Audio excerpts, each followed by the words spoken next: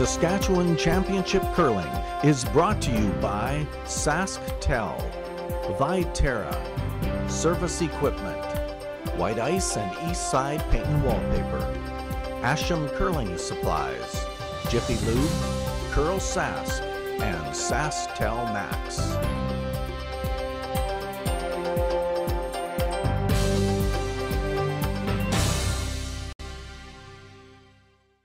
Good evening, ladies and gentlemen, and welcome to Affinity Place in Estevan, Saskatchewan, where we are watching the 2018 SaskTel Provincial Men's Curling Championship. My name is Sean Joyce. I'm here with Susan Lang and Kim Hudson, and we watched Draw 1 this afternoon.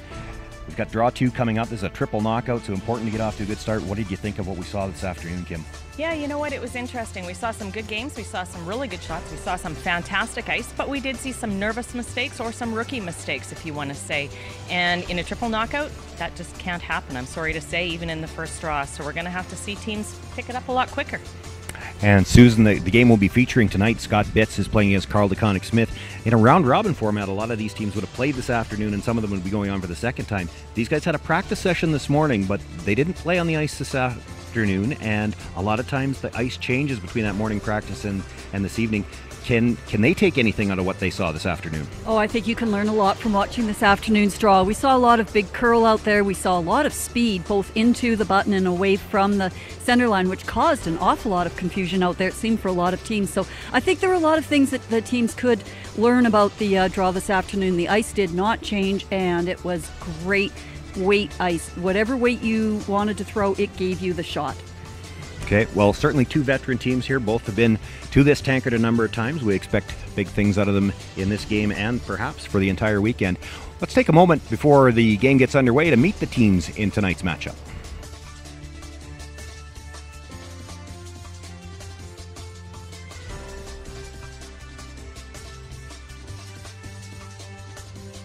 Hi, I'm Scott Bitts, skip of Team Bitts. My third is Warren Jackson, second Aaron Schmidt, lead Rory Golanowski, and we curl out of the Sutherland Curling Club in Saskatoon.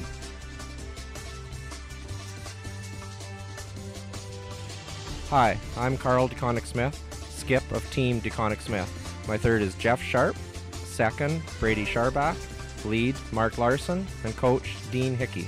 And we are curling out of the Rosetown Curling Club.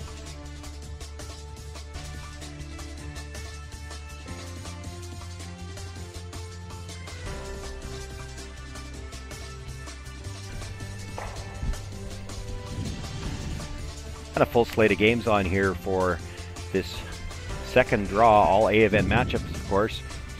On sheet number 1, it's Braden Stewart against Colton Flash. Our feature game is going to be on sheet 2. That's Carl DeConnick-Smith against Scott Bitts. On sheet 3, Randy Bryden is playing Brock Virtue, and it's Adam Casey and Daniel Selke on sheet 4. And of course, Adam Casey, our defending provincial champion, comes in as the number 2 seed, though, as the curlers all voted Steve Laycock as the number 1 seed. But Adam starts at the bottom of the A square, and Steve starts at the very top. So if they continue winning, they will meet in that A final. Teams have a draw to the button before the game after their practice session to determine who's got last rock here in the first end of play. The Bitts team won the draw to the button. They've got last rock. Carl DeConnick-Smith throwing the red stones will get us underway. Mark Larson, the lead, is in the hacks, and I'm sure they talked about the call, but Carl didn't show me what he was playing here. Well, I do know this afternoon we saw a lot of very defensive games and a lot of wide open games. So it'll be interesting to see what these teams tonight decide to do. I am looking across the sheets, and I do see there's lots of rocks in play on sheets 3 and 4 to start things off, so a little bit different than this afternoon. Maybe not. Oh, no, just right off. I get lucky.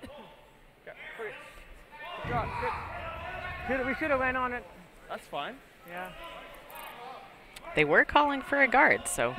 Right, and then they got caught right in between. between. So now a nose hit still allows you to stay in that free guard zone. That's where Jeff said, oh, we should have brought it in all the way. Yeah, and that's a sweeper's call. No, got away. No.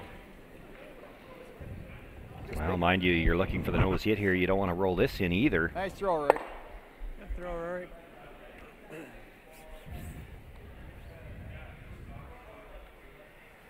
Now this is the same sheet we featured on the webcast this afternoon for those of you who were with us. And we saw a number of hits in that same spot.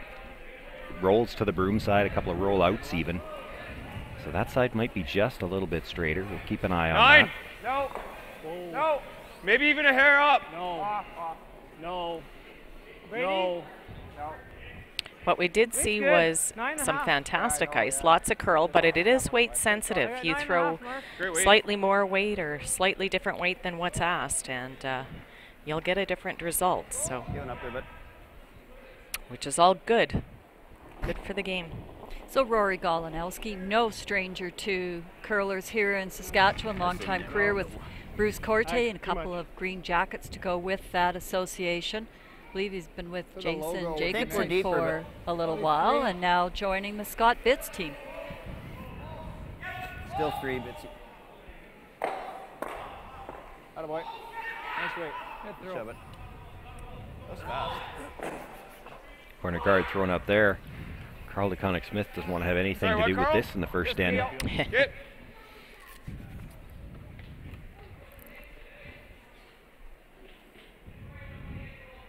So Brady Sharback, just about 3 years out of juniors here, curling second.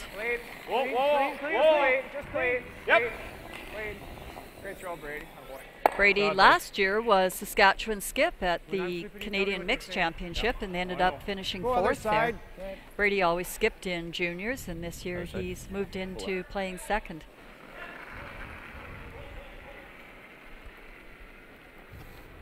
It's more. Aaron Schmidt now looking to play the corner guard to the other side. Would be nice. Sasktail. Looks like it's coming off. So Aaron Schmidt, a dentist in Regina, long-time association with Scott. I'm not sure how far back they go, but it's 10 years anyway. Yeah. I think you could be right. And there are a lot of nice people out on the ice there, but Aaron's always had the tag for being one of the really nice ones out there, nice gentleman guy. No. It's nice, Pio. No. But you have to say that to a dentist in case you have to go see him. You don't want to put him on your bad side. Good. Little Looking to piece peel the got the corner job guard. done. It's thin, but it's gone. Yeah. No pictures on the scorecard.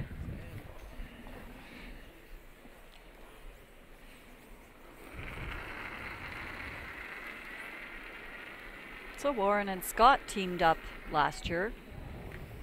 Had a pretty good year. I thought he came Maybe going to get So a feather we're still wider. on Aaron's second, sorry. Warren Jackson, you're talking about Coming there. out You can here. see him sweeping on the right. He and Dean Kleider played with Scott and Aaron last year, but Dean Kleider heavily committed to coaching a junior team. His son's team has done quite well. Back-to-back junior championships. And his daughter's team is off to Saskatchewan Winter Games. So when you do get into those coaching roles, it doesn't allow much time for your own playing. No. Okay, Jeff. Sorry. Really? Okay. No worries. So not how Jeff wanted to get going. It's kind of fun though. So we talked about all these players that have played on various teams and all of a sudden whom one of your longtime teammates was now all of a sudden is your opponent. And Scott and Jeff played together for a number of years with Jeff at third. Yeah, 3, 4. Line's good. So just when you're going to go show your form or skip what you're made of, then you go flash it. Yeah, right over. exactly. Right here. Not the plan. Yeah, go. Real hard. Got to go for weight. Come on, boys. Come on. Real hard. Come on. There you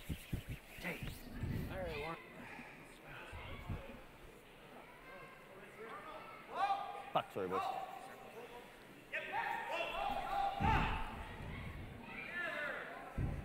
Sorry. So Left it Warren too comes long, up Warren, just a sorry. little bit short there. Not sure if it's a little bit heavier to the wing or just under through that as kind of my guess. Still causes a problem for Carl because you got double corners over there. Tough to double peel them. He doesn't want to let Scott have a chance to use them. You know, his initial call, he was coming away from that corner. Now he's going back towards, he's looking to put it on center, but he's going in the direction of those corner guards. You want to be T-lines where you want to be, right? Right here. We're 6, 5. You want to be right with T-line. Easy, guys, just clean. That way if he rolls, he's deep, right? Just clean, just clean. Just back T. No, we're good, we're good. Perfect. Good shot. Yeah, 15 to the... Very nice. Attaboy. Nice shot by Jeff.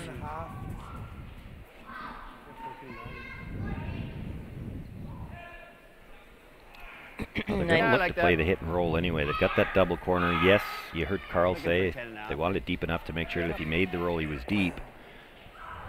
But if you're going to try to get the deuce in the first end, you don't mind being deep. If you can force the other team to try to come down to you behind the tee line, behind a corner guard, and in this case a double corner, you'll take that chance. Yeah, for sure, first end. But again, here's that spot that we saw in the draw this afternoon where they could not get anything to come up on it, and he just gets to the nose again. Yeah. So I'm pretty confident that it's either not my shoes or it's not just my shoes. A hair more, Jeff. Yeah. 10? He was 10.70. Okay. Okay.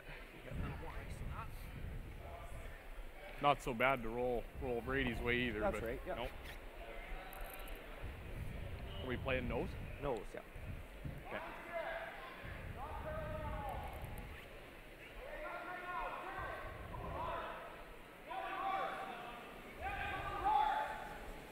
Nine and a half. No. 9.5. No. A little more weight coming on this one. Brady? Try it, Brady, try it. Trying the offside sweep down to get a little bit extra curl. He doesn't want to roll out here. And that's what he's going to do. He was trying to avoid giving Scott the chance to use those corner guards, but here comes the draw attempt. Same weight, or sorry, same ice as yours. Yeah, it's a little over optimistic on Warren's there. It's really nice. Yeah, we weren't off it for long, like just a sec. So at the beginning, though, I thought he was going to be close. It's interesting to hear the sweepers talking. They did not think Warren was going to be short on that one. And they have thrown, I mean, they did throw 2 corner guards over there before, so it's not like they were throwing the first rock down that path either. Now, I haven't heard anybody say the word yet. About rocks? Could it be right? Yeah. This is, as I understand it, the same set of rocks that was used in Melfort for the Scotties earlier in January, and we did hear a few little comments about one rock here and there. Hot.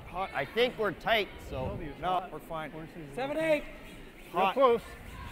Line's okay. 7-8. Right up the finish. We're tight. Yep. Tight. No, room. Room. The weight's key. But no. Never. Okay, well. Right off. Sit down. Right off. Off. Good throw, Scotty. There's a good shot. Did manage to stop in front of the tee line. Let the sweepers take it. Yeah, it really doesn't leave Carl any choice here. He's going to have to play the corner freeze. Tough shot. Same as draw the butt. 14-9. Same as draw the butt. So hard when you don't have last rock trying to make a corner freeze on a rock like this. You have so little room for error. If you get right to the face of it, you've over-curled, you won't be shot rock. If you bump off it just ever so slightly, you leave room for them to get it out. Yeah, get there too. No, Scott put that in a great position. You can't, if it was sat on the tee line, you might have had a couple more options to work with it. But well, you certainly have more room with the angle. Like shorter, then you've got room to duck in behind a little bit. So Scott put that in a perfect position. Yep. Or the sweepers, I guess they'd want me to say that they judged it to the perfect position. Whoa, now. Yep. Line bump big. Get clean. Whoa. Bump big. Whoa. Little bump. Whoa, that's okay. As long as the angle's okay. Yep. Yeah, and I don't know if you heard them say the bump's okay as long as the angle's okay, but I'm not sure it is. Yeah. We're not right behind the sheet. I'm waiting to see from the overhead how much they can see there, but just tack, eh? Back line. What do you think? They obviously can see what they think they need because they're saying they're going to play back line, try to bump it out for their 2. Because I think there's room for that. Okay. No, I'd agree. Just a matter of what you want to call. Because this is always there for a point, right? So it's worth playing. Like that? I like that. That was what I guessed too. Okay. You saw the gesture there, the call from Warren, and it's a good point. You try to make this shot. If you ever don't get up to the nose of it, you just roll over for shot rock anyway. You're going to get one. If you stay on the high side, yeah. Yeah. Well, if you can get to the low side, you're getting two. So you take the nose hit here if you could get it. 65-ish? Okay.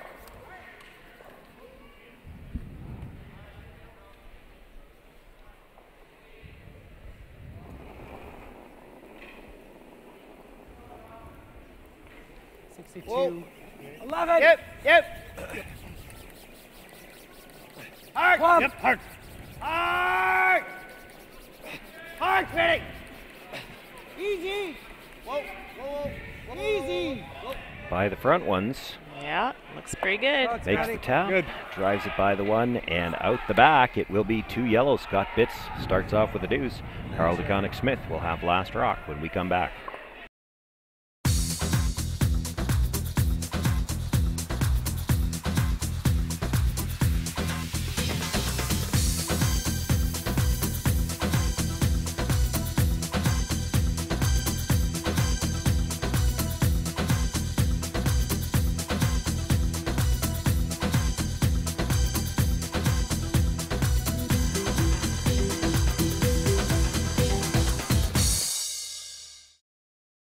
O Canada, glowing hearts, see thee rise.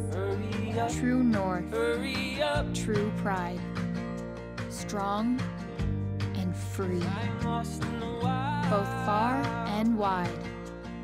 This land is glorious, and it's ours, from sea to shining sea.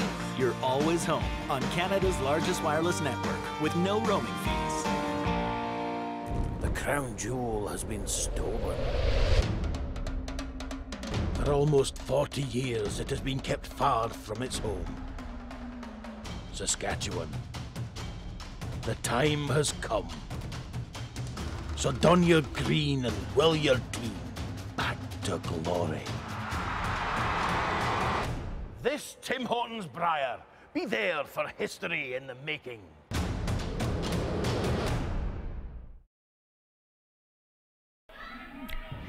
And welcome back, everyone. We'll try to keep you up to date on all the scores here in draw number 2, A event action, first game for all of these teams. Yes, the first end in Braden Stewart Colton Flash game was wide open. Braden had an open hit for the blank, made no mistake, so it's 0-0 into the second end. Flash retains hammer. And this is our feature sheet, and we saw that very nice touch control by Scott Bitts with that nice tap back, gets his 2 points. So the score there, Bitts 2, DeConnick Smith 0.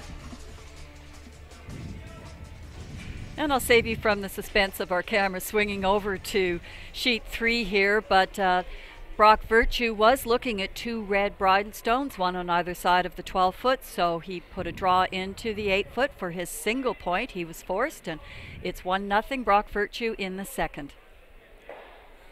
And way over on sheet 4, Adam Casey, our defending champion, did have a draw to the 4-foot for 2, was a little bit heavy, only got his single. So 1-0 Casey over Selke playing the second end. Okay, that's really good. 2. That's pretty good then. Just above the sign. Right here. Second end action underway here. First stone was brought into the top of the 8-foot. Mark Larson now looking to throw the corner guard. Hard, guys. Hard, guys. Hard to the broom. Well, this is going to make for some fun, you know. We've got lots more rocks in play this game. Yeah. Well, I think it helps we have 2 experienced teams out here. Think we can come that You know, way? both Carl and Scott have played a lot at this level. Yeah. Rory, of course, you know, as we know, a lot of, short of Brady Sharback, who's the youngest one out on that team, on the sheet of ice out there, they're used to this, and they're actually relishing the fact of being on arena ice. So Yeah. I don't think they want to waste the opportunity just going straight up and down the sheet. 6. They're here to play. We had a chance to notice some of the junior all-stars that introduced the teams this afternoon. We're getting a tour around the facility. I see out of the corner of my eye they're talking to the ice makers again. So they're getting a full tour. Like, it's not just talking to the curlers. They're getting the full tour of the whole venue. And it'd be great to see them do that all weekend. I don't know whether they were doing it just for the opening draws for the first day or not, but I believe it's just for the first day. Okay. And you know what? They were on the ice. I did see them walking up and down, timing rocks with coaches. They were part of the opening ceremonies, and now they're learning about making ice. It's just fantastic. Some of the ones we saw out there for the opening ceremonies wouldn't have been able to outweigh the rock. They were so little and so cute. And even a couple of the bagpipers were pretty little. The bagpipes weighed more than they did. It was a great opening ceremony. It's very well done. 10-5. 10-5 on that. 10-5? 10-5. Yeah, look good. Scott Bitts not thrilled about the setup to this end. He's going to walk up there, try to peel the corner guard. Clean. Real nice. Thanks, buddy. Carl DeConnick-Smith will look to put that back. This is just a question of timing now. He does have those two rocks in the middle he can work with, but you start moving those around this early, you're going to leave too many chances to make a double and get out of the end. So he'll throw a few corners, expecting Scott Bitts to peel them. And it becomes a bit of a timing question and a game of cat and mouse. If you throw one too many guards, Scott might try to do something with those ones in the middle because he does have shot rock. 4-5. Still 4. Still 4. Is there a chance going here? Nope. Too late. You have me get there if you want. Right here. Right back here. Come on. Come on. Change of plan here. Gotta go. A little bit heavy, so. Well, they wanted to make sure it came deep enough they didn't leave the double on the two reds. This one had to be deeper. I did hear the time of 15-4 too.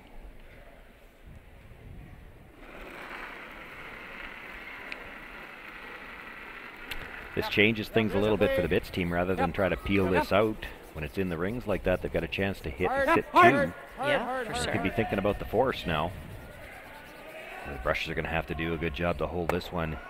Makes contact, but fairly thin, and now rather than leave it at the back of the house, they're going to try to sweep this all the way through themselves. I didn't time Corey Golanowski able to get it through the back line, so it's back to the situation we were at 2 rocks ago. Brady Sharback looking to make the corner guard this time. 2.5. Lots of room. This one's curling more. Maybe 3. 2.5. Just here. 3, I think. Line's better. 3. Right here. Now we're just past the broom. Higher. No. Clean it up. Clean it up. Yep, you can go a bit now. Real good. Shot, Brady. Very nice.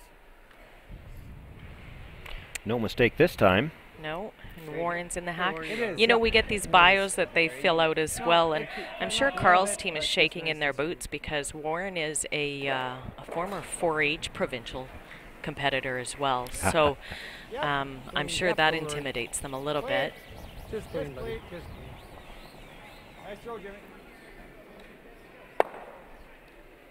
Good throw.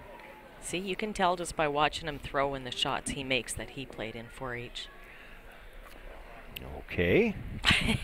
Not to make light of 4-H. 4-H, that's a fantastic thing, and all the things they have for juniors now are fantastic. It's just Warren is kind of a funny guy, and everybody on here has their Briars and all the other stuff they did in Warren, and we know that Warren's had experience as well, but he writes on the list that he's a 4-H competitor. This one's curling more, isn't it? 2-3. That's almost as bad as naming you, Sean, as their idol. Just walk past your broom, maybe just do it. There's only a handful of players that did that. Okay, that's good. Perfect. Very nice, Sharp. Atta boy. Okay. After the shot, come down this side. Yeah. Another corner guard thrown up. Warren Jackson will look to remove this again. Hard, Rory. Hard.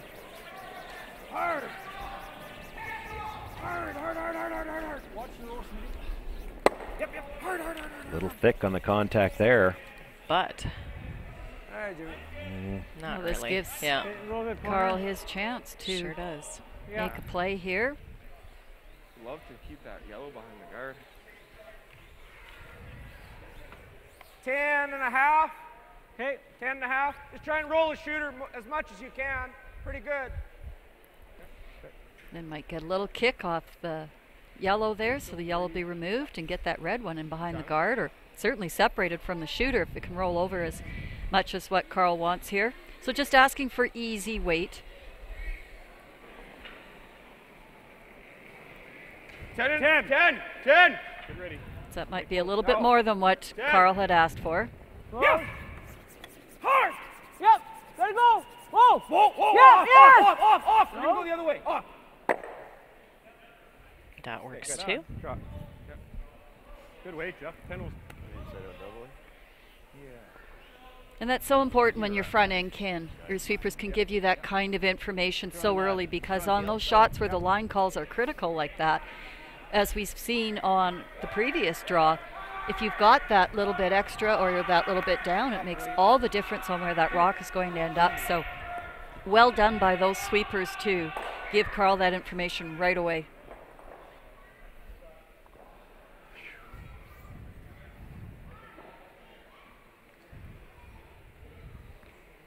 The feather, lass.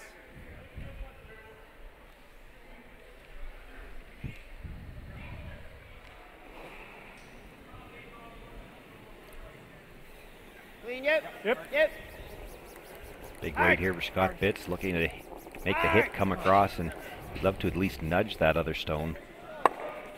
Yeah, leaving his shooter behind the guard. Well, if his shooter could spin in for shot rock, he doesn't need to move the other one, but I don't think it did. Yeah, I don't think so either. There's a shot, or do you want to go right here?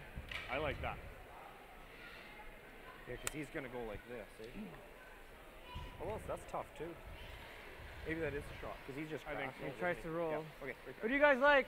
I like open side. Yeah. I like it. Way too normal here. So, draw the button, wait. Okay. Draw the button, wait. Yeah, this was nice out here. Well, they settled on the draw to the open side. I like the call. They originally were looking at coming underneath. Now, Carl was worried that he'd try to play in off the red one. I'm more worried that he'd try to slash double myself. Yeah, I like open side as well. That's right. Preference is little deep. You almost need to make sure you shot rock, though, here. Not just second, because he might play something on that top one if he thinks he can spin in and get shot rock. Right. So you probably need full 8 foot here. Back 8, guys. Line's good. Let's get back 8. Yep, gotta go, Mark. Right to my broom, boys. Clean. You're not. Yep, You're good. You gotta go. Gotta go. Hard.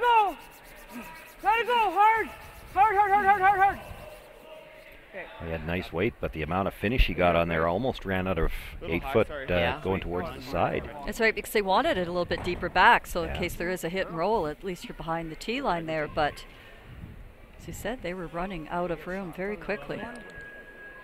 Well, we did see last game too, actually. I think it was even in the second end where they were throwing corner guards that almost hit the boards over there. I don't know if we get curl. Yeah, I like how Jeff's went to in there. It'll finish. Yeah, exactly.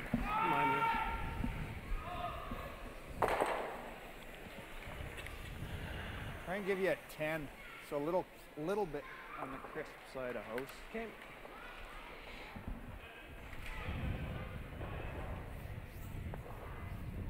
Wasn't sure, but I did see Warren sweeping across, so I think they are going for the big roll. The other option is you could try to hit and just be shot rock here to the point where Carl's going to have to roll in to beat that one at the top of the 12 foot. Heavy house. The only thing you don't want to do is right in between it. Give him a draw for 2. I was thinking the open hit if you just roll into the full 8 foot. Hard. Boy, it took its time coming over, but does get a piece in behind cover. Yeah, looks like it's about 3/4 open, but it's enough to make it not quite straightforward anyway. That was close. It's probably about the same weight that Scott used on his shot in the first end to get their 2 points. Barely half. Just half. Okay. So if they call us on, you can help me. Yeah. Okay, Carl, let's make it.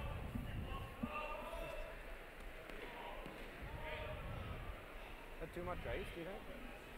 For just through? I don't think so. I don't think so. No. Okay.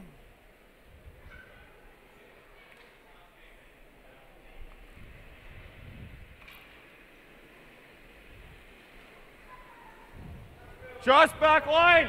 Clean. Back line to Just through. back line. Whoa, whoa, whoa. Back line to through. Close. Just back line. Whoa! Close, clean. Mark, yeah, go. Both of you. Weight's Hard. good.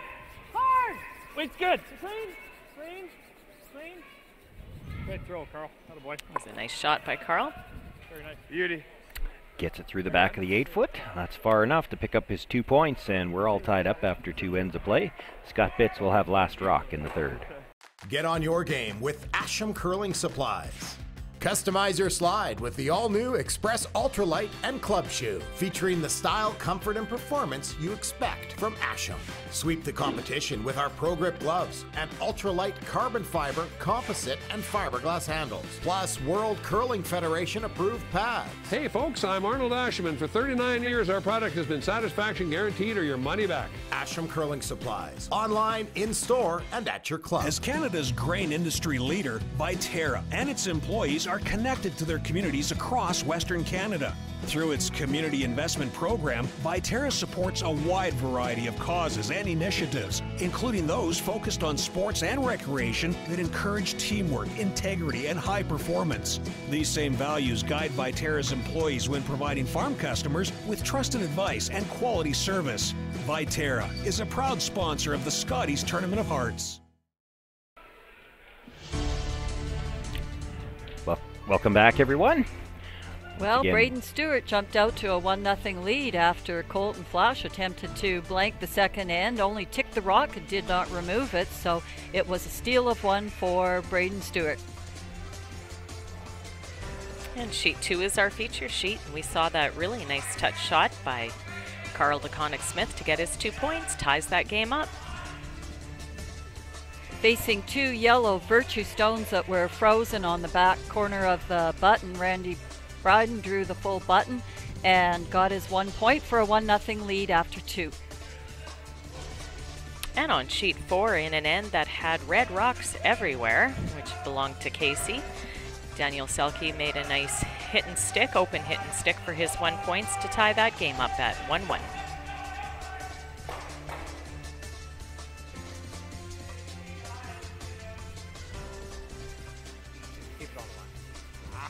And for the first time in this game, we're going to have a center guard. I was just going to say those those points for 2 in the first and the 2 in the second. Very nice touch shots, both by the skips there. You know, not overthrown, could only see 3/4 of them. Just some nice shots. It was a great start to this game. Center is a little bit higher than they probably wanted, Line's but good. Easy. Scott Bitts Wants the top 8. decides to try to deal with it by coming around, sitting in the top 12 foot, try to choke off the guard that way. Switch. Actually, Yeah, you know room. what? We're not bad. Still a Ah, solid. six, alive. six, six, six. Might fudge in there. Where she glues into, yeah. It's going sideways now. Yeah, but Okay, good throw. I think you're hoping against hope when you're looking for fudge in the 3rd end. Exactly. We haven't even had fudge in the 10th, have we? 10 feet more. But it didn't have much of a handle as it came in over the hog line there. Just kind of wonder what happened there. So they're fortunate it did stop above that tee line.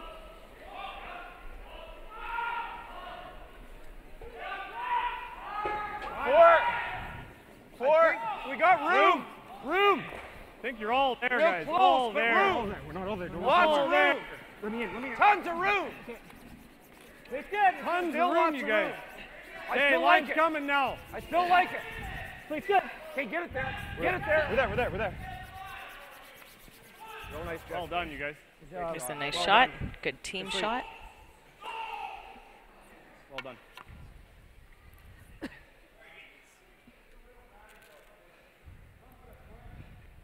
Real nice one.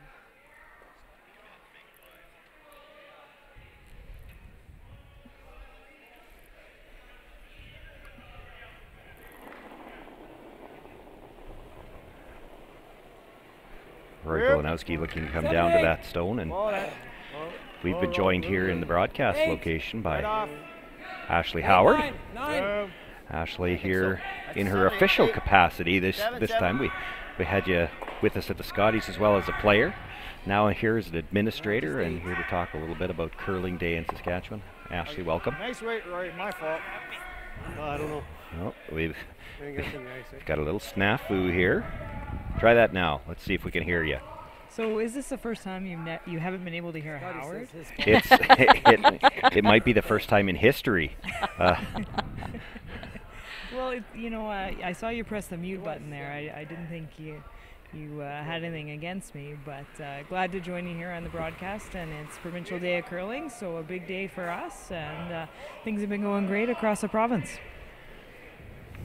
Now I know you're here in your official capacity, so very involved in the tankard and the organizing and trying to get everything ready here. But are you aware of many of the special events that have been going on across the province? Have you got any of the details on any of that? Same idea, I think. Yeah, absolutely. We've got clubs all over the province taking part in Provincial Day. Each year it's gained momentum, and we're fortunate to have a presenting sponsor this year in Three Farmers. So really glad to have their support, and they've supported each of the events, ranging from mini bonspiels to human curling and the Twin Rivers Club over at Battleford. I even saw some Three Farmers products riding along on rocks as well. So it's been a great day, and great that the Saskatchewan residents have the opportunity to participate in our official sport. Oh, I like that. And you've picked a nice end to join us here because we got some action going on. Yeah. Didn't want to interrupt Ashley, but yeah, we've had some things happen out here. I think just an 11 board. You probably want to just jump right in here and commentate on this and get you ready for your second career. Yeah, along with playing, I guess commentary is in my blood a little bit. It's in your blood, yeah, and maybe you watch a couple ends here, do a couple ends with us, and then you tell that old man to move a step aside. Not yet, not yet. You're not ready for that yet? Yeah. I'll tell you what, the pregame warm-up for this is a whole lot easier than it is as a player. Absolutely, but I'd still rather be on the ice. Well, I'll tell you grow out of that. You really do. No, never. Yep. When it starts to hurt enough. Yep. Hard. Okay. That's fine.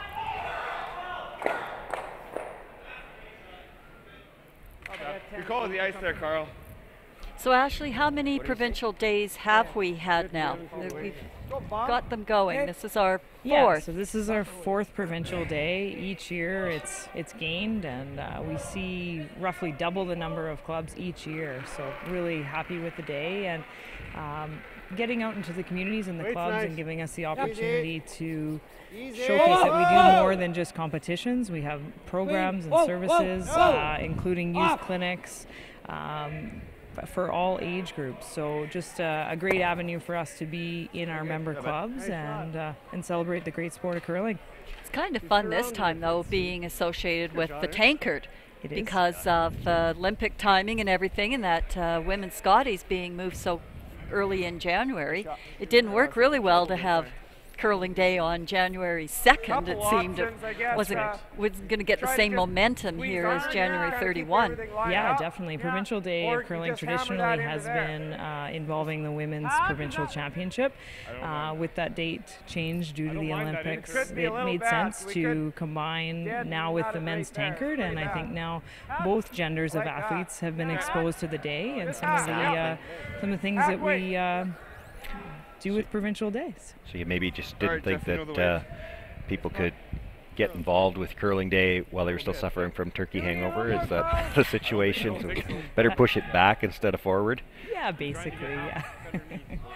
But it is nice that this kind of timing too, with the Scotties on at the national level. People are just so aware of the sport that it's a nice time to promote what we do have available here in Saskatchewan for those that are interested in pursuing an activity. Yeah, definitely, and even our partners, Curling Canada, were able to join in an event in Regina today, and we had some engagement from them on social media, so really happy to see that as well. So you're saying Curling Canada was involved? Oh, Yeah, that's different, because we've had trying to, let them know how special this is, and I guess they're always so busy with other things. But hey, I'm happy to hear that they know Saskatchewan exists. This is absolutely. Good. They had the tankard out around Regina. They announced the Junior Stars for the upcoming Brier in Regina. So they had a great event all day, and they'll be working on the Croca Curl I was going to ask about that one. ice surface in Victoria Park in Regina as well. So lots of great things going on and great engagement from our partners. And it even looks like it's going to be pleasant enough winter weather for the outdoor curling, Oh, Susan, you've jinxed us now. No, don't say that out loud. Don't say that. Can we move on? It's going to be really rotten. Has anyone tried the Croca Curl? We're still finishing some final floods. I think maybe there's been a few things thrown around, but we're waiting. We're bringing rocks back from the Power Dodge Curling Center here in Estevan, and we'll get it kicked off as soon as we get back to town. We have had it in Saskatoon for a little while, but I haven't tried it. I heard it's hard. Well, I think it got a little harder in Saskatoon because they had it right about the time the temperature went up to 3 or 4 degrees above zero. It's a little wet. And then, did I read that where Moose Jaw gets a Croca Curl? So there'll be 3 stops in Saskatchewan for those that want to give it a try. That's good. Yeah, it's taken off. Another idea that came out of Manitoba, and we've taken it, made it better. Yeah, so three opportunities around the province to try out Croca Curl, and we'll see how it goes. Cool. Now we've seen, of course, the mixed doubles go to Olympic format. Do we expect any such thing out of the Croca Curl? Are we looking at a provincial championship next year? Should I start practicing? Oh, great shot. Don't deflect away from what we're talking about here. Sorry, I'm a curling fan at heart, and probably so are your viewers, but I don't think we're going to get into an official capacity. We're still working on mixed doubles programming and introducing it to our youth players so they can get a leap on the competition around the country and take advantage of this opportunity as an Olympic sport. So. Yeah, you are mentioning the shots here. Scott Bitts getting into a little bit of trouble here after that double that was made. Facing 3. Now there is a double available on the top ones, but he's not going to be able to get at that back one just yet.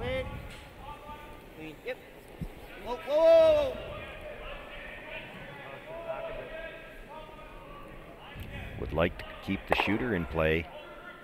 Makes the double, and actually by virtue of sticking it on that one that was just outside the rings, does keep it for a biter. And that's not insignificant. That could still end up on the board. You gotta hit it, because that yellow's in. You can't leave it. Or do we hit the open one right now? Ashley, of course, you were playing at the Scotties, but for obvious reasons then got to see the facilities. Seeing the facility here, we've had 2 outstanding facilities to play our provincial championships in this year.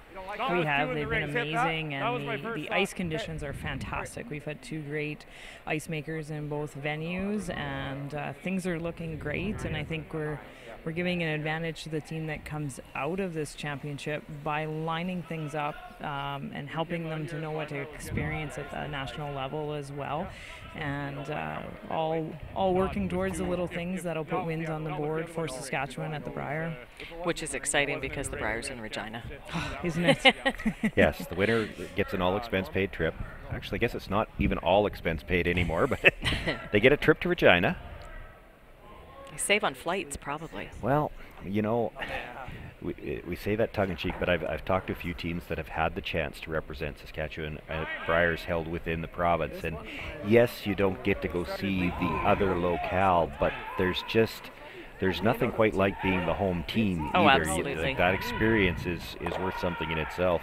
And to be honest, you know what? You go to these events where it's the Briers, the Scotties, the trials. As a player, you see the venue, you see the hotel, and you see a few things. You have no idea what city you're in.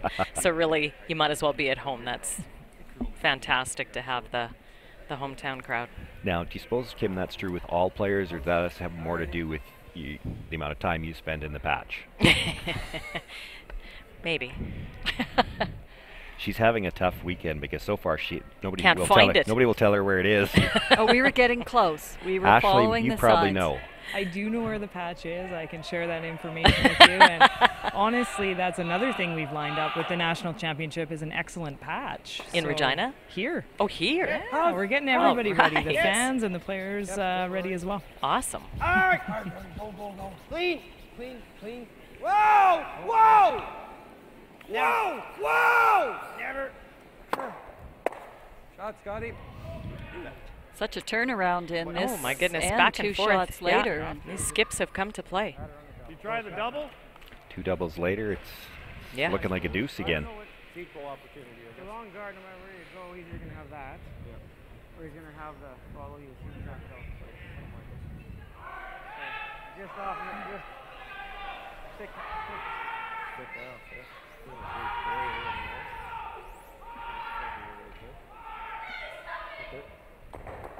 Well, I know that these 8 teams, compared to the 8 teams this afternoon, are a lot more vocal.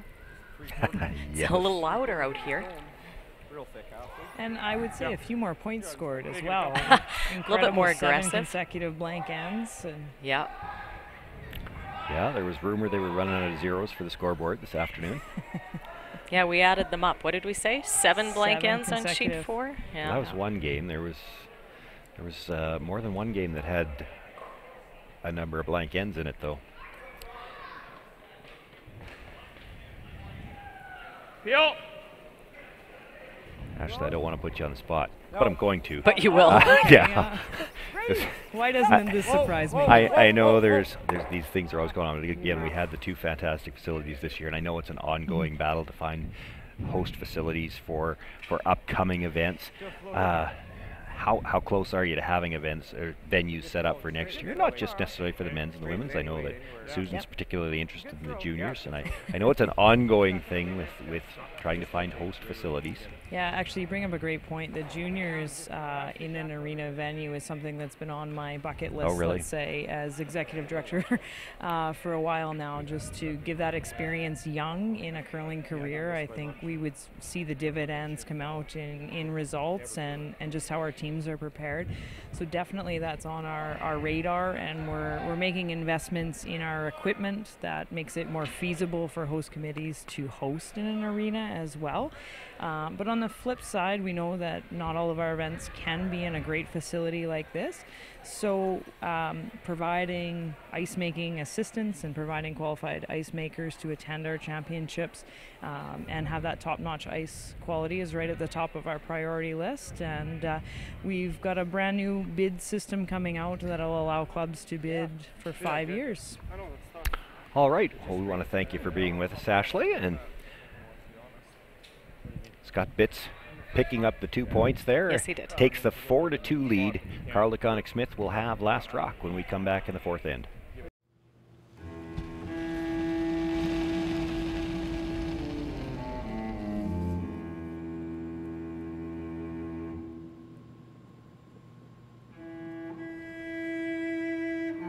Totally my first time. I'm very excited. Don't worry, we're gonna have a great time. We're gonna practice and then we're gonna actually play games. Really? Yeah. Awesome.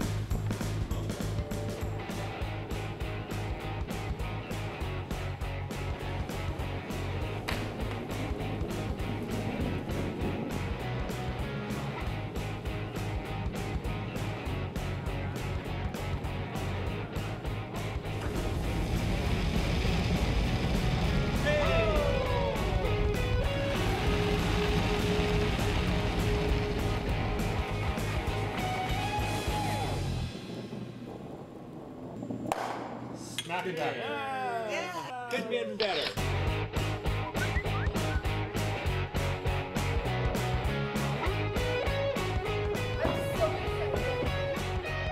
Want to try it and have some fun? Hurry hard to your local curling center or visit CurlSask.ca to find a curling center near you. When you need to hurry, you can count on Team Jiffy Lube. With fast, warranty-approved service while you wait. Jiffy Lube, your oil change experts. Winter's just around the corner, so drop into Jiffy Lube for your winter oil change. No appointment necessary. Jiffy Lube. Be wise, winterize. Just getting ready. Welcome back, everybody. Colton Flash is in the hack to throw his final stone, so a nose hit and stay here will give him 2 points. We'll let you know how this turns out. He's just cleaning up his rock right now. Well, in a fun and exciting game we have here on sheet 2, in an exchange of deuces, we saw a bunch of doubles made, and when the smoke cleared, it was Scott Bitts getting his 2 points to lead that game 4-2 over to Connick Smith. Randy Bryden controlled this third end and had Brock Virtue in a lot of trouble, but Brock was able to put his final stone on a piece of the button there to outcount 4 Bryden stones, and that game is 2-1 for Virtue playing the fourth end. And over on sheet 4, where there were lots of rocks in play again in the third end, it was a steal of 1 by Selke, making that score 2-1, Selke over Casey.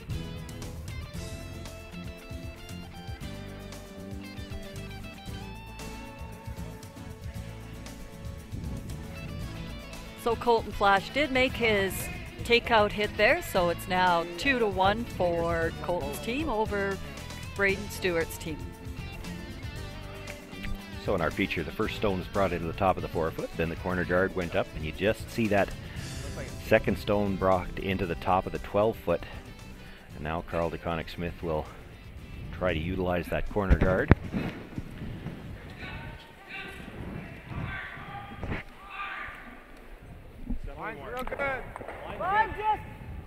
You know, we probably could have talked to Ashley for half a game with all the stuff that she's got to undertake in her position as the executive director, and I know that one of the issues that they have is that they're always trying to get facilities to host in the upcoming years. And in my own experience doing this broadcasting job, I started it in 2012, and in the time that I've been doing it between the Scotties and the Tankard, there are now 4 communities that we've been to twice. Now, sometimes they hosted the Scotties first, sometimes they hosted the Tankard first, but there are 4 different communities that I've been at that they've hosted twice, and one of the reasons that they hosted the second time is because they did such a good job with it the first time. Like, it's a good way to get a cash infusion into your club. We heard them talk about it when we talked to the organizing committee in Melfort, that was one of the reasons that they did it. It's a nice cash infusion into the local clubs. So, you know, if your club out there is looking for a way to make some money, there are a number of provincial events, and not just next year. There's in all of the upcoming years that could use hosts. That's right. The tough thing is you have to have the facility and the volunteers. And there's only so many facilities, I guess, that you can keep going back to. Line's good. Some are too big, some are that we too haven't small. been to yet. So Line's good. Just right off it for the ID. Certainly more out there, yeah. Real tight. Okay, roll down. Roll. Got to stop curling. Got to stop. Let's close. Just 2.5. 2.5. No, it's good. Just here. Roll. That's good. It's good. Good. corner guard is put back on, a little bit tight, but doesn't look like he's going to try to run the double. There are teams, including some here at this event, that would take a look at those two and say they're close enough together that we can get them both and roll out.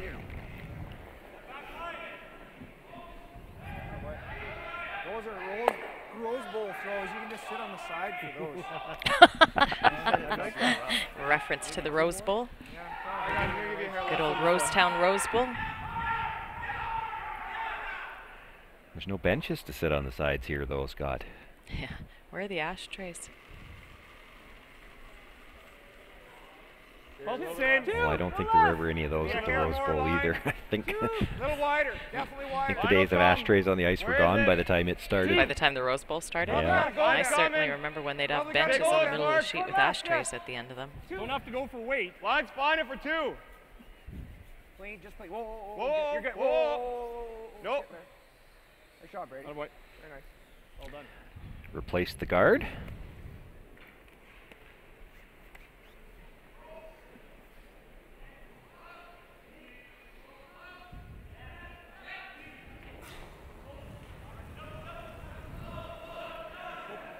Corey. Off. Real good, Jimmy. That's good. Nice shot. Oh, sorry there, Brady. So looking to work with that shot rock, bring the play into the house here on Jeff's first one. Just asking Jeff to come down and freeze, corner freeze on top of this yellow. This is the issue of timing that we've talked about so many times. He threw the corner guard till he was ready to make his move on the house, and he's decided to do that on the first third stone. Jeff Sharp now. My initial count is 6, 7. Room. Talk to me. Line's good. 6, 7. 6. Line's really good. 5, 6. Line's good. Take care there. Line only. Line only. Line only. Whoa there. We're losing line. No, we're not. Perfect. Get it right to it, though. You got to be to it to be good. Okay, that's good. It's good. Real good. Well done. Here's a nice shot. Sweep, guys. That open. I don't mind that open. Throw this. Yeah. I like it.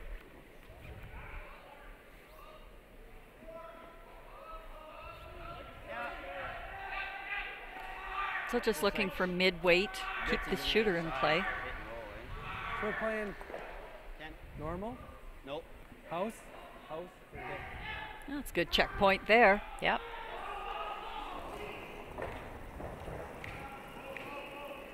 Heavy house! Heavy house! Whoa then. I think he's okay. Whoa then. Okay. Close. Yep! Oh! A lot of handle. Looking to make the roll here. Sounding close. Not bad. Pretty much right on the nose. It was close to house weight too, but as we've seen, if Warren wouldn't have confirmed what weight he was supposed to have thrown, he probably would have rolled out. Like that? Or this? On the broom side. I like your first call. Okay. First call. Let's go make sure you don't roll enough. Same as that last down there, I guess. Same as that last down, remember? Yeah. Just 10. looking to hit, roll over, sit third shot with this one. 10 and a half? Yep.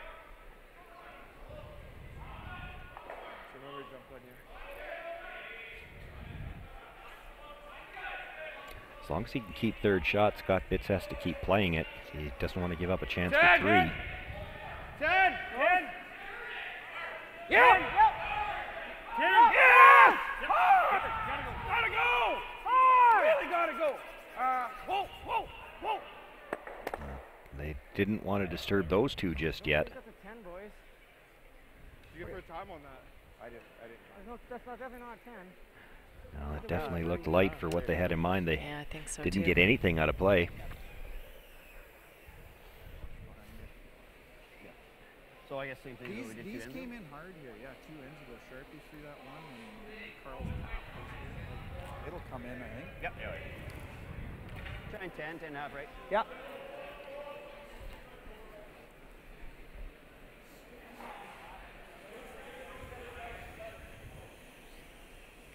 Just house hit.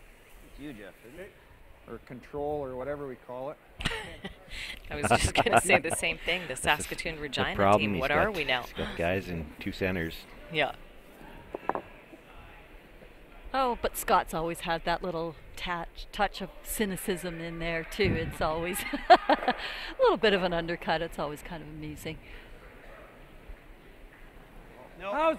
No. House. Close. No. Close. Other way. Whoa. Smitty a bit. Yeah, but Makes the hit, rolls in maybe an inch or 2. Probably enough that there's no double yet. Can't hit it thin enough for that. No. 10 and a half to do that, right? Throw like a bumper. Yeah. I think mine now, is, to be honest. I guess technically no. So would I too. I have a semester left for my psych degree. That's And straight then? Actually, Who do you think is Yeah, third well, shot you in hit there? toes right with yours. Which Yeah, is you're not a lot right. of ice. Okay, yeah, bumper weight then. Yeah, hair I think more, yellow's yeah. just 11, sitting right? 2. yes and no. No, like bumper. We got to roll as far as we can get. Keep an eye on it, I guess. Like, Jeff was definitely kind of out of his hand, and then we could kind of grab and slow down. Okay. So like a 10 and a half then? I think just aim for bumper, just know that it might curl.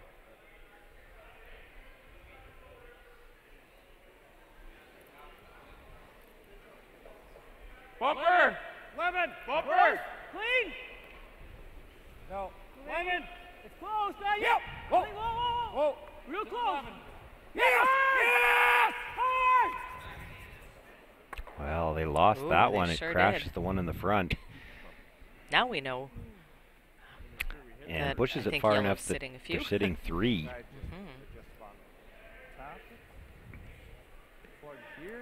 It's really odd to get that. We haven't seen rocks cut that fast. You wonder if it just didn't grab a little footprint or something there, because there was no danger, and then all of a sudden they're on that front one. Yeah. And they've played a lot of these soft shots, so they've been watching the line for a lot of those mid, hack weight types of things. So something must have just caught a little on the ice on them. I guess probably better to go there versus there. Well, I mean, if you go here, what's he doing? Here maybe, eh? Cut that hole, he's probably got this. That's good. Just saying, which way do we err on ice? Just into the 12-foot. Okay. Stay here, guys. I think just full top 8-foot is ideal. Yeah, the discussion there wasn't about the lines or how deep as much as the line to get there. He throws it in the top Just not here. 8-foot, 12-foot over there. There's no open hit on that one on the left because the one on the other side's going to be shot. So it leaves them a draw to the edge of the 4, I think, trying to make this draw as difficult as possible. Just cross the center line. Yeah, across the center. If we can be right here is ideal. Okay. Yeah. Sounds good. Okay. So just fully even 12. Fine. Yeah, okay. Like I think we got a reasonable room for error. Okay. On depth. Right.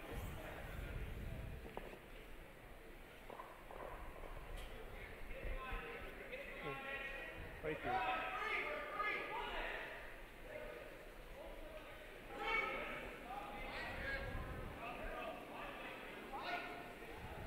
But looked a bit soft, Bitsy.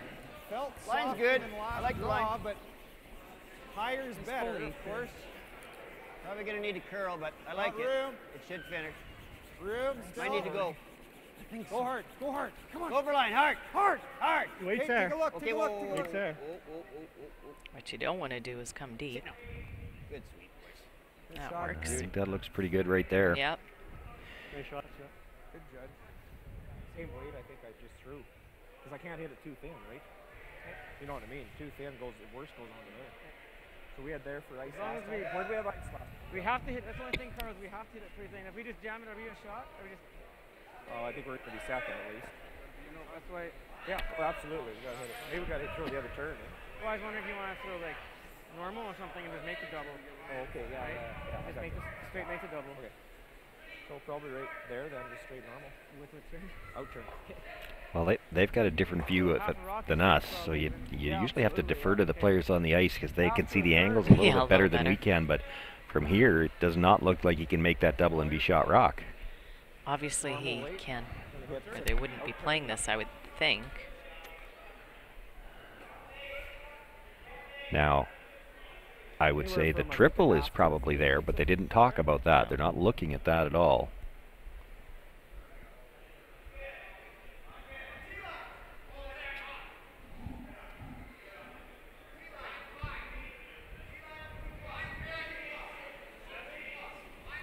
Normal! Yep! 9! Hard! Hard! Now we're going to find out if he can make the hit and roll in. Makes the hit, rolls the shooter across, nudges that stone. I'm not sure. But I wonder who shot there. Guess we're checking. Yeah. Yeah, just about crotch it. And it is the yellow. It's a steal of 1. Scott Bitts jumps out to a 5-2 lead here. Carl DeConnick-Smith will keep last rock into the 5th.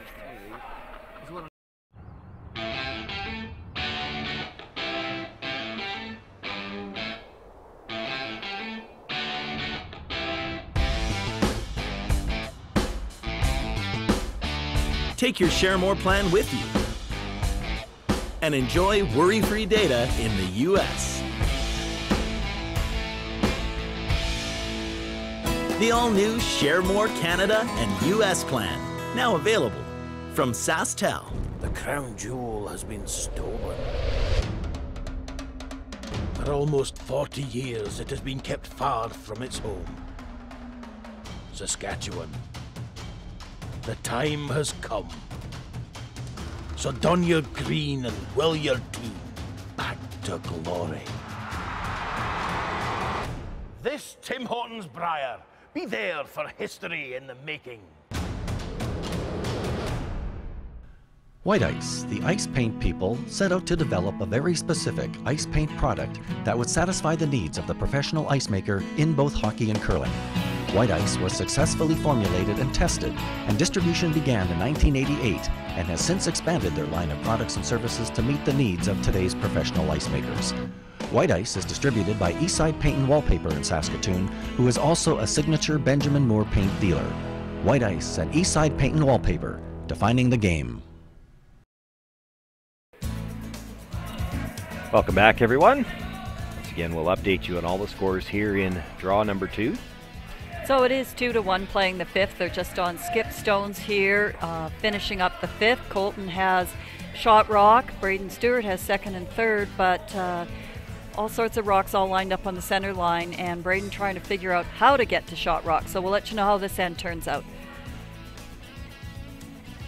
And this is our feature game. We did see the steal of 1 by Scott Bitts. So the score in our feature game, 5-2, Bitts over DeConnick Smith.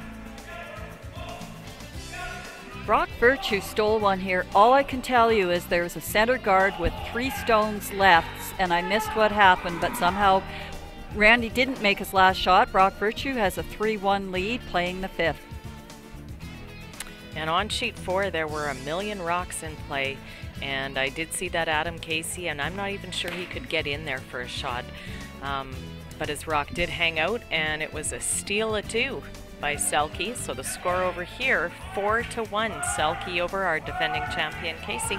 Yes, that young Daniel Selke team has really been taking it to the Casey team. They have not been afraid to put rocks in play. I agree. I think that last end you just alluded to, I think there were about 14 rocks all in and around the 8-foot, 4-foot. Yeah.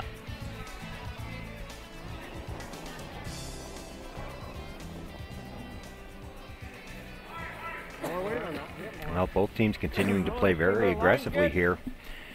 In the 5th end, we saw the center guard thrown up, now a corner guard. Corey Golanowski now looking to come around his center.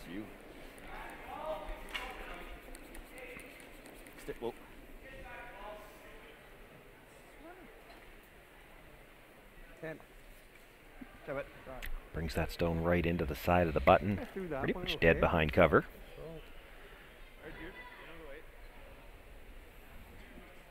Carl now going to ask Mark Larson to come around the corner guard.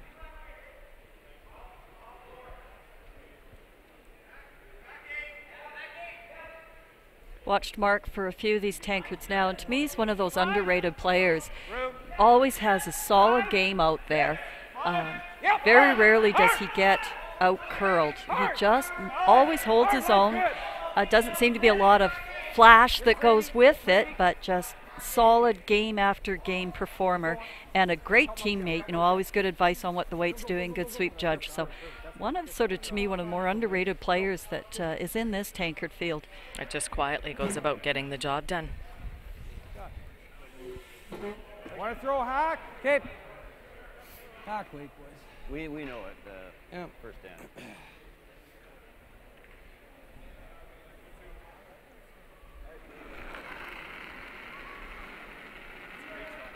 They feel they can see enough of this stone to make a play on it, so Aaron Schmidt looking to play the hack later. And they were on this right away. Hard! Hard! Whoa! Yep, yep! Whoa! Yep, yep!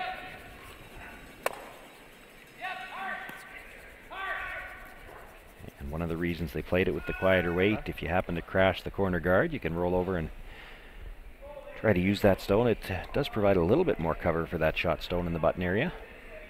Certainly can't get it to it from the out turn right now.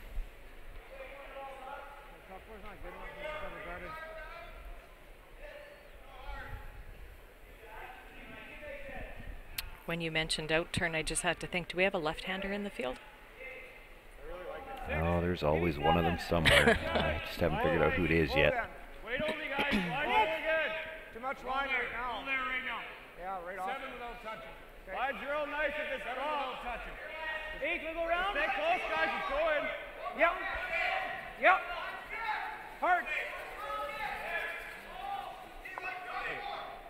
They made a late decision to try to come around it. Not able to get by, just rubs off, and that leaves the shooter out in the open.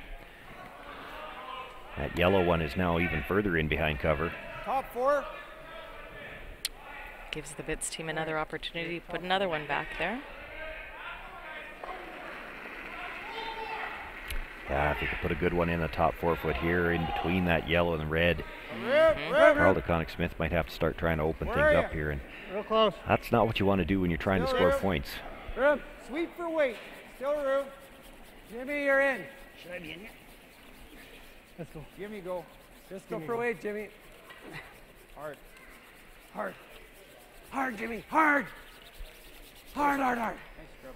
Good sweep. Nice shot, Jimmy. Good sweep, buddy. Always lots of nicknames out there, but I'm trying to figure out how Warren Jackson became Jimmy. I don't know. Mind throw and out turn. Whatever you like. Okay. I think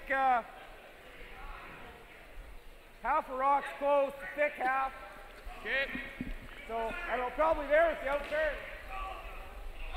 The hair. Yep.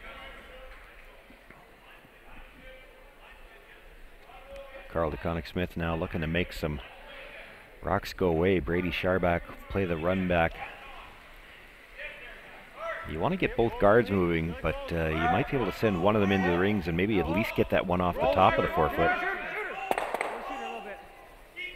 Just needed to curl a little bit more. He wanted to go a little bit more over the top on that second one. Freeze again. Now what? Sweet, buddy. You judge. You just peel that out. Well, I don't think I can freeze because there's not enough room. Just hit it to get rid of it.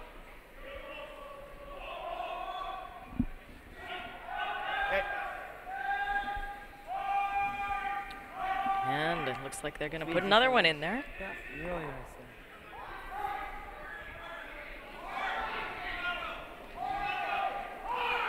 I thought a little bit soft. 62. But he should be okay. Line's good. 7. I liked it. I think 6, 7. 7? 6. No. 6. Whoa! No line yet, though. Line's fine. Still room. Still close. Room. Still there. Yep, hard, hard. Hard. They're making it look pretty easy coming to that spot. Yeah, that's in a pretty good spot. Yeah. Had you in there. Across the top here, Jeff. Yep.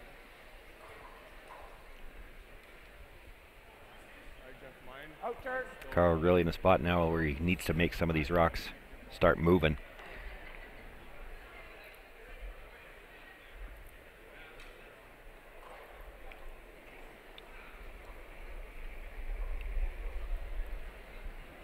Real close. Yep, yep, yep. Oh, no. Whoa, no, no, no, no, no. Just enough to clip that one that was just delivered, but pushes it over the 12 foot, gets one of the rocks out of the 4 foot. Might have liked to get a few more moving, but he got rid of the guard and took one out of the 4 foot. I don't think that's a terrible barely result. missed taking his own up too. Well, yeah, I'm not sure that his own's helping him though.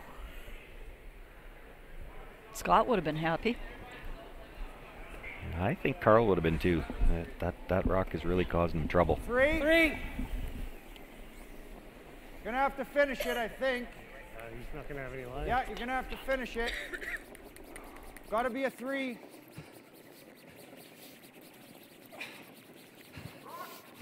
Hard now. Come on. Come on, go, go, go, go. Nice sweep. Throw, Jimmy.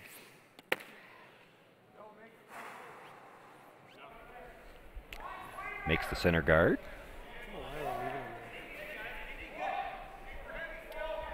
So now Carl not real sure what he wants to play now. You know, he'd love to get rid of some of these rocks, but you're running out of stones to do it with.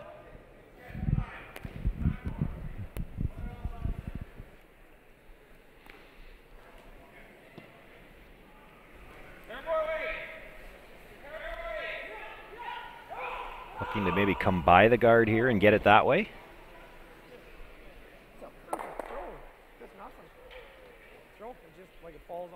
Throw that any better. I know. I agree. Yeah. So baffled as to why that didn't come up for them. And yeah, I think he was thinking he could hit that thick enough to make both yellows move, but just drives it by the second one, kills his own. And perhaps the worst thing for him, doesn't even spill the one that he jammed in there, so both rocks sitting kind of in front of the button. If we were trying to free draw, but I think here's about right. This guy could freeze right into that pocket. You'd probably need 3 shots yet to be able to score, and he's only got 2 rocks left. Where's he guarding? Up 4. Full 4. Full 4, yeah. Like I said, like last end, just random, wherever. Just lots of big room, window lots there. Of room for area. Wherever you guys want to put it. Your stats look way better if we just stay. That's right. I'm playing somewhere in the paint. It's real good this week. Hey, aren't you the guy that makes everything because you call like completely random? Your room for error is huge. Yeah, full 4. A little difficulty. Same as that draw, free draw. Yeah.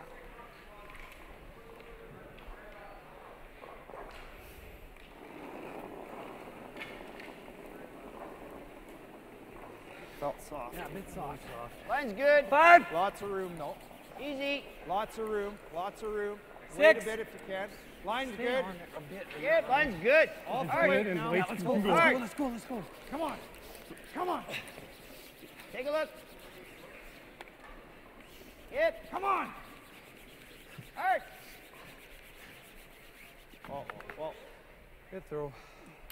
Brings it down to the face of one that was just jammed. I think that over curled. I would imagine they were trying to keep that in the pocket. Just we hadn't played over. Yeah. So when he threw a little softer, I thought it was. Good enough or thinner? You got thinner, yeah. Just like a little thinner, yeah. Maybe an 8. That's all? Looks like more than that. You sure? I just need a quarter. Yeah, you got a quarter. Okay, that's what I need. just See letting that, the I think skipper know that I guess that's it's not wide open. Yeah, they're tough. I guess if you get rid of the. You use the shooter with this one, and then we're gonna be drawn for 1. That one, do we have a shot at 2 at all? Probably not. Yeah, make pretty tough too. You guys want to call time? We're killing a lot of time. Timeout. So they'll call a timeout, and timeout. That means Dean Hickey will have the opportunity if he's aware that they've called the timeout. He's still sitting behind the scoreboard at the far end. He was busy chit-chatting away with the opposition as they were all back for a sip on the water bottle. And former teammates. Just walking one right there. Yeah, he guards. Oh yeah, then I've got that, right? But it's still for 1. I think you're probably better off making something like right now and hopefully we get a mess. Oh, that'll be interesting. The expectation is their coach isn't supposed to come out, or if he just missed the call. It may be that he doesn't come out. He might be there more for charting rocks and things of that nature. Make that double and sitting in a pretty good position, right? I might still be able to score. Of course, Dean was a career lead, so maybe he's just not welcome to input on strategy. That would seem appropriate. I don't think you can throw the intern. I think you're better off trying not for the triple. Yeah. I think I like this better, guys. I think I like that better. I got more options on that one. So we know it's not going to curl. Yeah. So we need. So it's going to back out probably 2 inches, at least, eh? Yeah, it's a little less than half a rock, eh? Yeah. Less than half. Yeah. So you want to. So this is half right here. If it doesn't curl, that. Yeah. So you want to take that and then it backs out? No, not for me. No. Okay. For me, right there. Maybe even a little more for me. I think we're outside where it curls a bit, Jeff. Are we that far out? Will curl? I think so. I think we need more. Because I can hit it pretty thin and make a pretty good shot. Okay. It's almost tough to hit it too thin. I agree. Yeah, that's. You almost maybe need more ice than that, don't we? It's up to you. I don't know what it's doing out here. I think there's a lot of debate whether you play this on your first one, because if you miss, you haven't improved anything. Yeah, but I don't know what else you've got. You know, the shot he was looking at originally, to me it looks like it's just jamming again, and then again Scott comes in and sits 3 at the top of the forefoot. He's got a nice little pocket to try to run this into. It's just it's never easy when you're talking about this kind of an angle. Well, they said that you couldn't hit it too thin. Apparently you could. And now Scott comes right in, and Carl isn't going to have anything. Let's get out in here. Be looking at 5. Should run a bit better, so that should be fine there. Yeah. Give you the same speed, You just trying for the house on this one? Kind of the same. Yeah, anywhere in play I'd like. Good call, right? The scorers are generous. They'll give me a 5. I think we just need about 4 inches less, eh? Sorry, Scott, no more bonus points. Well, it's only a 4. I'm not sure how you'd get a bonus point on this shot anyway. We won't switch until you call for line. If you want us to switch, let us know. For it to curl, you mean switch? Yeah. So same weight, buddy. And when everybody gets a little bit serious, that you hear them talking about the switch, and that's the key. Really, the only way they give Carl DeConnick-Smith anything here is if they hang this out and leave him some chance to smash all 4 of them. 5.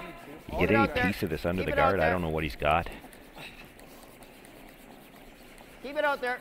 Well, and to me, that was the risk of playing that corner guard run on his first one. You don't make it, and this sits up the opportunity here for the Scott Bitts team to really close the door. Yeah, but I'm still not sure that he had anything else either. Now he's looking at, you probably have to look at trying some kind of run triple to hold him to 1. I think you're just trying to draw in and come down to that side. You think you can get to that to hold him to 1? They seem to think they can get in there, and Scott's over curled. Actually, both of Scott's draws did. Like you can get to the nose of that second shot stone. You got to move it though. You can't just sit on it. Well, if he gets to it, he'll be pretty happy, because he'll be better than giving up 5.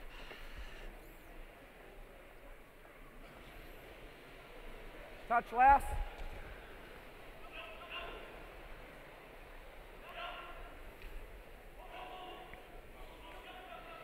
Carl DeConnick-Smith here with his final stone in the 5th end.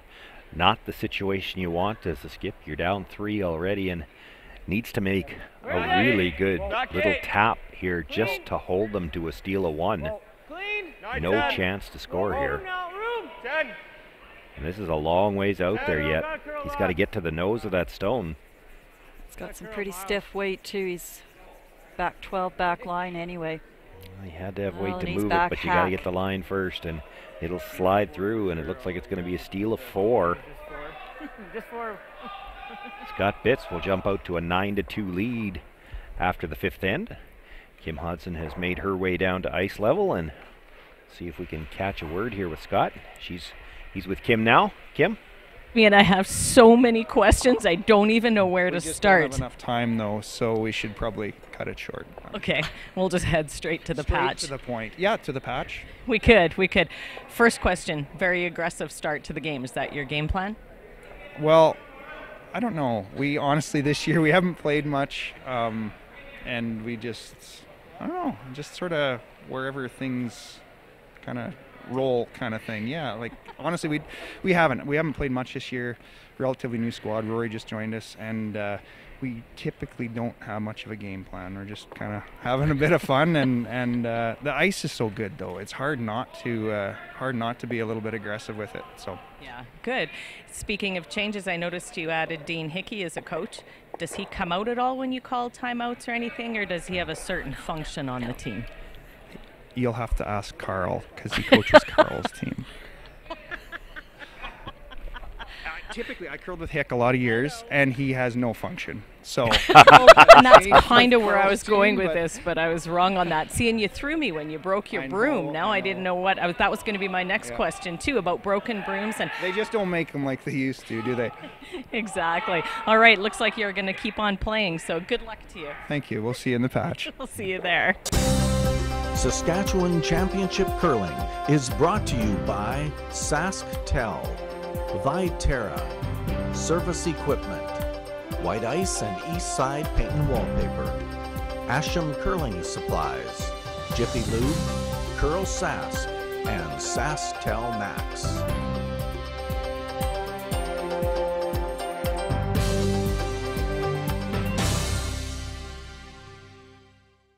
Oh Canada, glowing hearts, see thee rise. True north, true pride, strong and free, both far and wide. This land is glorious, and it's ours, from sea to shining sea. You're always home on Canada's largest wireless network with no roaming fees. The crown jewel has been stolen. For almost 40 years, it has been kept far from its home.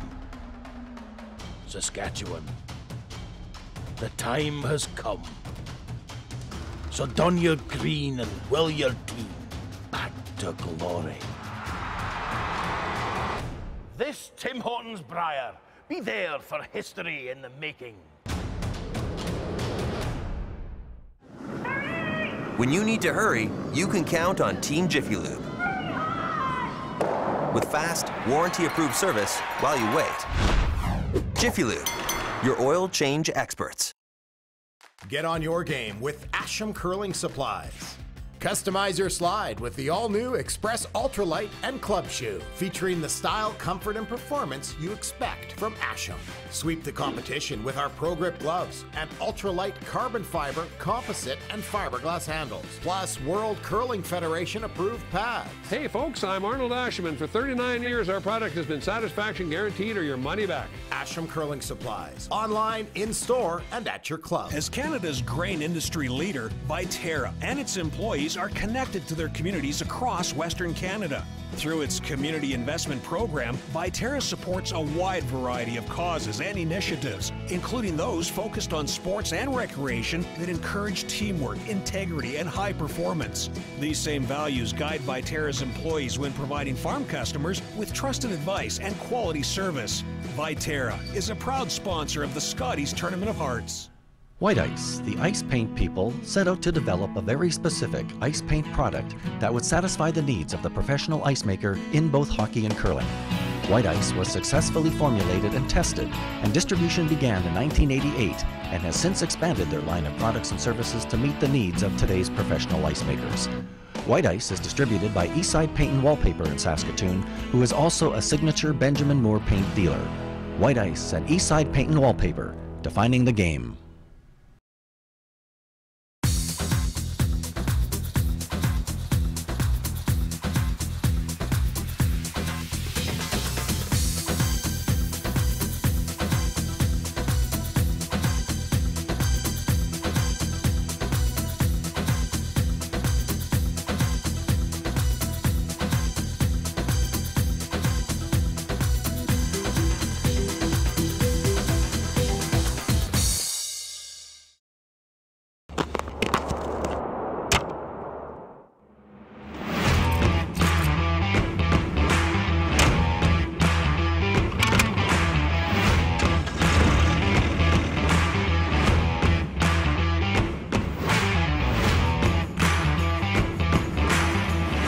Introducing the all-new heated cab for the John Deere 1R tractor. Simply captivating.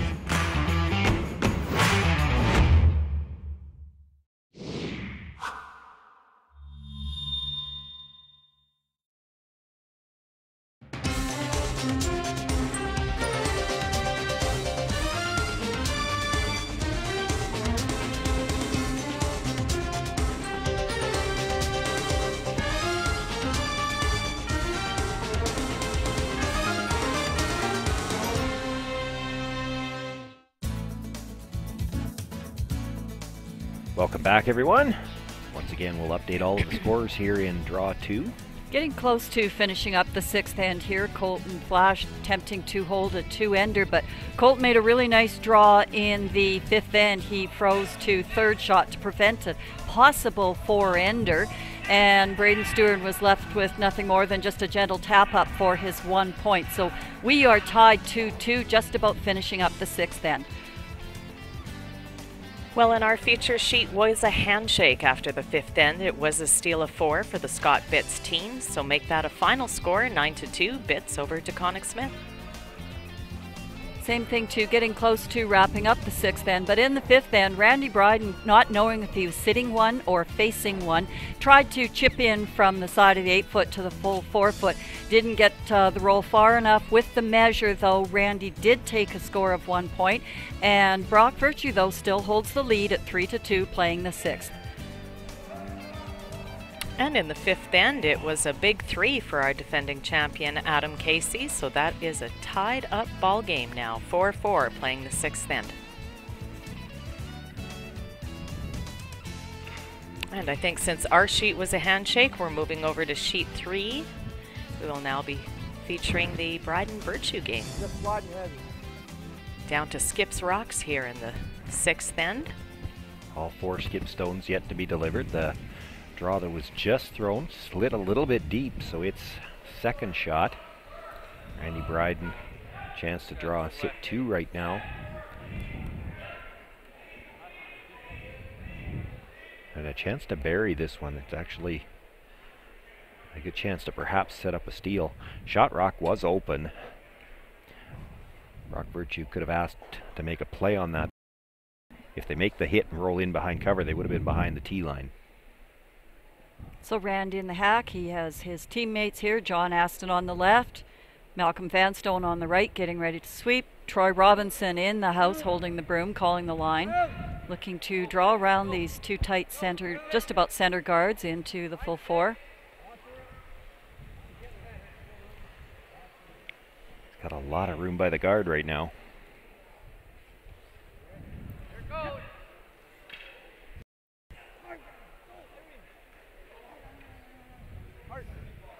Brings it into the top 4-foot, but looks to be just about fully open. What do we do if we go there? We hit here? So Brock Virtue just stepping up here to figure out where to hit this rock, sitting there with Drew Height. Oh, we get 3. Right? Yeah. If we hit and roll here, that's pretty good. And he makes that, we're giving him 1. Well, we'd have the double for 2. Like if we're here. Yeah, I don't mind either. Maybe. I like this one. I think this is kind of our only shot. I think so too, Brock. That was my first instinct. Roll it right behind it. Yeah, that's money. Even half out this side. Wow. Well, then he picks it and we know it's up for 2. He's not going to do that. No, I know. Yeah, I agree. Okay, let's do that. Yeah. There. Yep, I like it.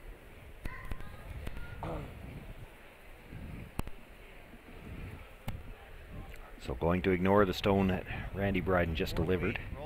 Try to make the hit on what is now 2nd shot, roll into the back of the 4-foot to get shot rock that way. Thing is, that shot that Randy just threw there is pretty usable. Yeah, and I'm not sure that Randy's going to use it the way they think. They're talking about Randy running it back, and I think Randy might be more inclined to tap it back 2 feet. I think that's what Brock was kind of saying. Whoa! No, off. Whoa! Off. Close. Off, not yet. Yep! Whoa! No! Yep! Whoa! Yeah! Yeah! Yep! Hard miss! Yep! Dig miss! Yep! Dig!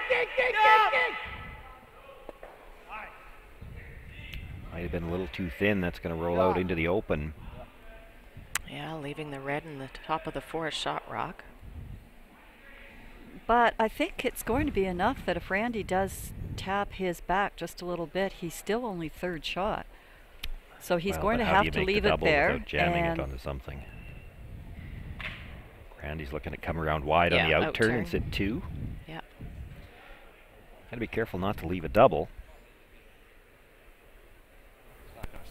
Should curl enough though that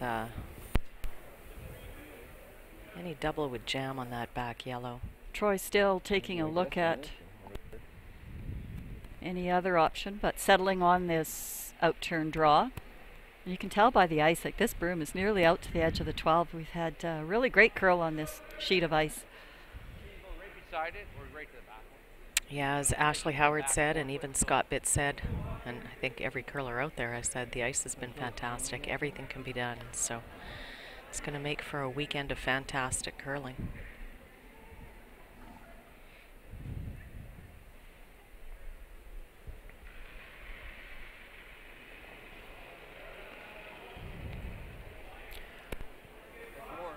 Randy Bryden with his final stone here.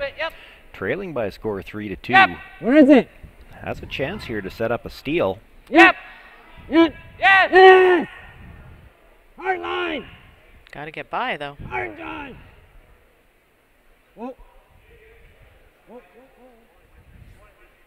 And it can't go through the 2 yellows. Well, I think that's pretty good. Don't see any way you're getting both of it. Well, maybe you might be able to make the double. You're taking your chances. Yeah. You could get 2, though. Well, I'm thinking if you make the double, you're getting 3. Okay. Well, I think you're going to lose that 1 yellow, but I don't think you can make the double and not lose 1, but you can certainly get 2. I think you can, because if you're going to hit it thick enough to get over the top, top of the other one, yeah, I know it's going to go. It's going to go behind the one that. Right, that one. Yeah. Yeah.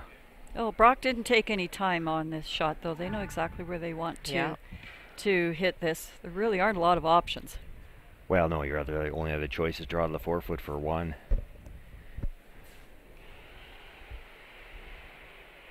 Whoa! Whoa! Whoa! Whoa! Got to be very close to the nose on the first one, and this is out there a bit. No. It's coming up. Is it going to come up enough? No, and it's going to give up a steal of 2. Whoa. Randy Bryden picks up the 2, and he'll now jump out to a 4-3 lead. Brock Virtue does keep last rock into the 7th end.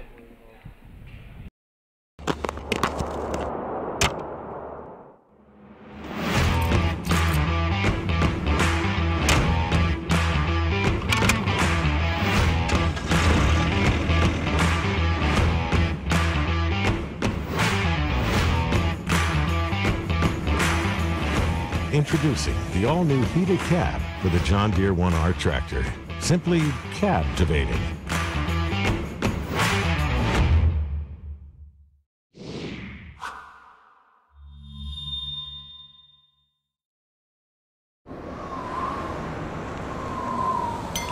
Winter's just around the corner, so drop into Jiffy Lube for your winter oil change.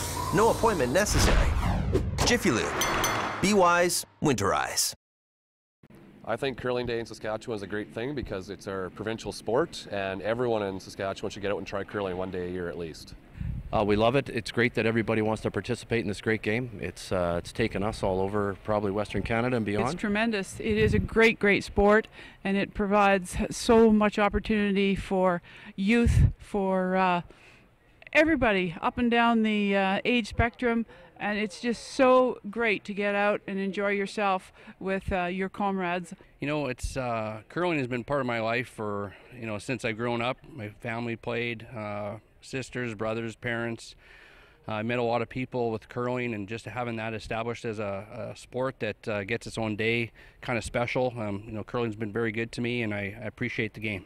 History of the game, going back the roots of Saskatchewan, the many generations of curlers that came before, and the camaraderie that the game brings to people, and the bond that it brings through our province, the passion that it brings, it kind of goes hand in hand with green and white. So that's what it means to me. Welcome back, everyone. Once again, we'll update all of the scores here in draw number 2, A event action here from Estevan. Susan, Kim. Well, Colton Flash was able to hold that deuce on Skip Rocks there for a 4-2 lead, and they're halfway through the 7th end. And our feature game has concluded. Final score 9-2, Bitts over DeConnick Smith. Well, we just witnessed Brock Virtue attempting a double for possible 2, even 3 points. Didn't curl enough and ended up giving up a steal of 2 for our lead now for Randy Bryden. 4-3, playing 7. And over on sheet 4, it was a steal of 1 by our defending champion Adam Casey. Make that score 5-4, playing the 7th end, Casey over Selke.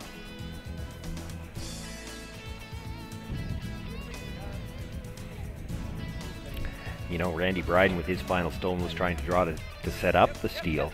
Probably got a little deep and gave up a chance for, well, at least 2, if not 3. Those ones always hurt a little bit more. It's such a big swing on one shot. You were hoping to maybe get 2 or perhaps even 3, and you end up giving up 2. And that's such a big swing. And in a game like this, that could be the difference. Well, it's certainly a momentum swing, so we'll see how it handles, or how they handle it. So Jesse St. John coming down with his second shot. I believe this was supposed to be a corner guard, and it is deep into the rings. That's usually one of the best things you can do after your skip's just had a shot like that, is to have your lead bounce back with 2 really, really good shots to at least start building that next end. So it's even a bigger challenge if you don't get the 2 full shots from your lead. And as we can tell, Malcolm Vanstone put in his 2 red rocks exactly where Randy wanted them. Well, they make the hit, but they roll out of play, so to some extent you could say they let Jesse off the hook there, because really had you put up the corner guard and they peeled it, you'd be back in this exact same situation anyway. Gotta go. Gotta go. So this is Mitch Height. No, it's gotta go, buddy. Hard line. It's gotta go. Line only. Whoa, whoa, whoa, whoa. Okay.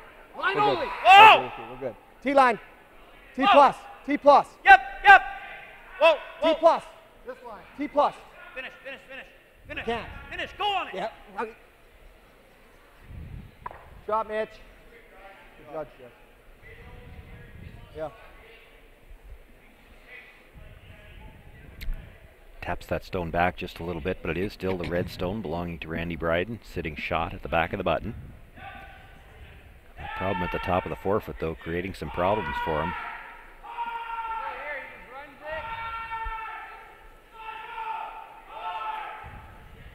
It can be fully, yeah. It can be right in front of it. Fully buried.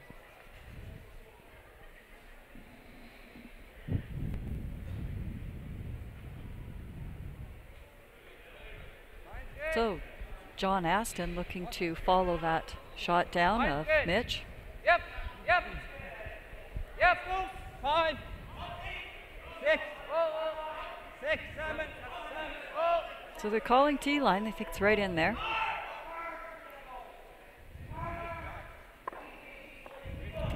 Be a little strong for what they were looking for. Taps it back to the side of that button area.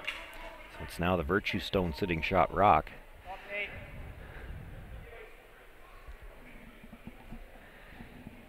That stone that was just delivered in a very good position for the Bryden team. Got less. Line's good. Room.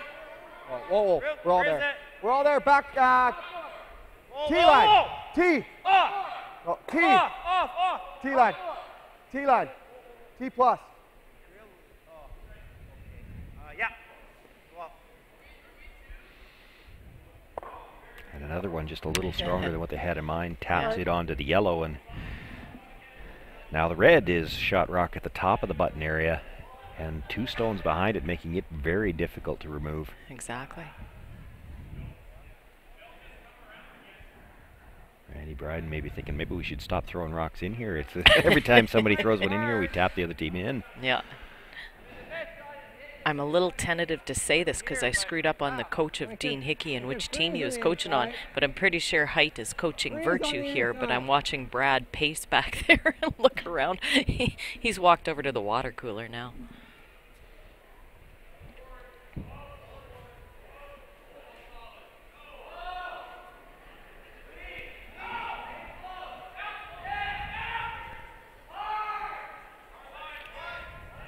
Troy Robinson now looking to come down, and did they think they could get to the inside of this yellow? No, this is a long ways out and a lot of weight. Not with this one, they're not going to. Making a late decision to try to come around it. Yeah, And this is too going to late. chip off. I think they'd have been better off to make sure they got by so they didn't leave the double here. Just like that, yeah. Good peel. Good. 3/4. Boy, if you hit it right, you could almost make the triple. Looks like you could.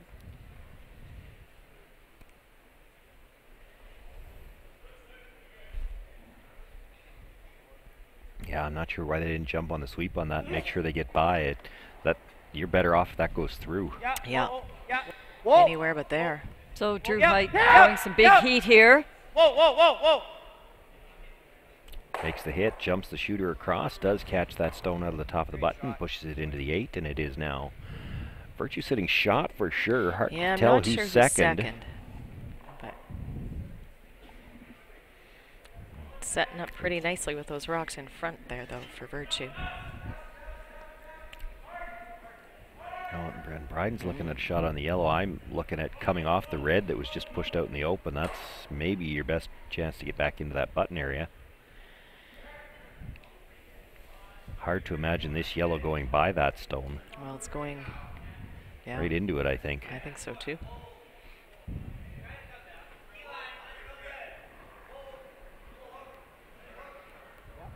Whoa. Yep. Whoa. Troy Robinson trying to get a couple of yellows moving here. Actually drove it by the one at the top of the button, jams it on the other. No doubt now that it's Virtue sitting 2 and both at or above the tee line.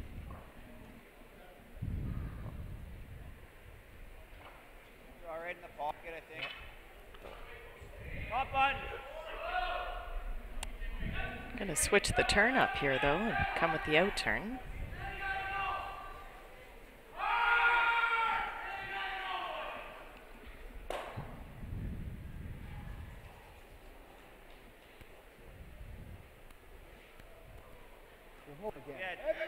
Oh.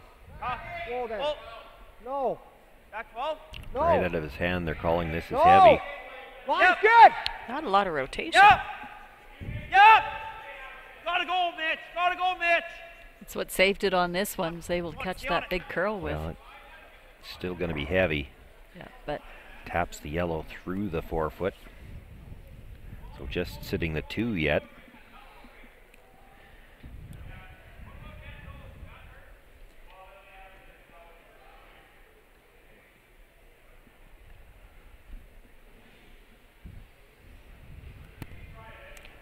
Randy Bryden looking again at trying to freeze into that pocket.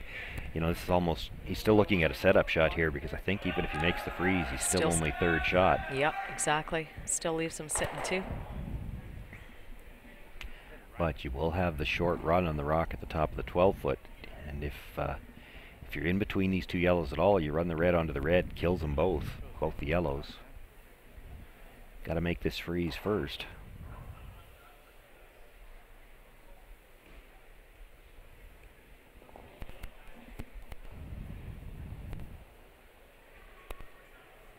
Line's good. Root. Line's good, I think. Where is it? Close. Stay with it. Line's pretty good. Looks to have a nice line coming into the rings here. Yeah, looks pretty nice. Gonna put it right in between the 2 yellows. Just like they called. A little bit of a nudge, but that's Well, you know sitting what? really I actually nice. think that red might be second shot. You think so? Might be. I think so. I think our best is to try to just roll there. Right? I don't know what else. Or do we make a play on this? That might be actually our best call. Tap that to freeze. Tap that to there and sit here. That's called timeout. Timeout. I like this. Well, I guess we'll see what Brad You has bump to that say. the air. He almost has to guard. Or just easier for you though. I mean, We won't see right away though, because he's got to make his way all the way down to the It's a far end. long walk. Nobody ever calls timeout at the end the coach is close to. If we play this, oh, yeah. he rips that double. Like I think we got to tap that into the button and sit right there. There's no way that you can throw I don't think so. Well, Ooh. maybe, but. That's pretty good. What do you think of this, Brad? Just tap this one to the button. I don't think I like that one. Because he's tapping that into the cross right on top. Brock, I think I like Mitch's. Don't you think? I don't think we can. This one out here. Even as long as you get it far enough that it's angled onto the line. You're still gonna have So if we. We've only got mics Well, of the other the option two is players just here, roll and with the right other there. the other three guys talking. They were just trying to listen to Brad over the railing here. And Well, what do we do then? I mean, Which shots he playing? This. That's tough. What if you played the thin double off like 4? like this. What if you hit this into the one? Well, Try to hit it into the 7. Oh, that's real good, isn't it? I like that, Brock. Do that? It's the stone that was Well, just we could delivered by just- Randy Bryden that's given them all kinds of Yeah. headaches, and they don't have a real easy way to try to move it either. I don't think so. What they're looking at now is to hit the yellow that's right beside it. Paper. Well, it thin, goes like drive it this. almost It's straight gonna go like sideways. this. Let's give this a Catch go. the back Super end of thin. that red. I think so. I like it. And at least move it out of the Right 4 there, foot. you got it, boss. Oh, will be a lot of yellows still around, If and we make it, it's good. Well, lonely you know, red, I think. If you hit Yep, this feather right, it. I'm not sure you can't move all 3 of the reds. Do you think that top one will go too? Well, again, he's trying to hit it paper thin, so Yeah. as we look at it here, the yellow goes straight sideways. It's still going to catch the back end of that rock at the top of the 4 foot, so then it comes back, clips the one out of the back of the 4 foot, and if you're that thin anyway, your shooter's going to come across and take out that red on the side of the 8.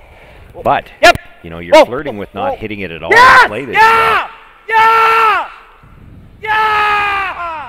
And he might be a little thick on Too it. thick. Doesn't catch the one at the Good. top of the 4 foot. Does I kill like 2 that. reds. It's a lot of yellow still in the rings. Good shot, man. It's not a bad result, but does give Randy an angle to try it. And you can see it there. It's Yeah. he doesn't even need to kill the second yellow, whichever one he comes to. But if he can roll right in between, you know, this is a great camera angle. If he rolls right towards the camera into that number 5 stone, sitting at the edge of the button, he'll leave the red-yellow or red-red-yellow combination dead lined up, and his shooter's Nowhere to not go. going anywhere. Yeah. Hit and roll right into that.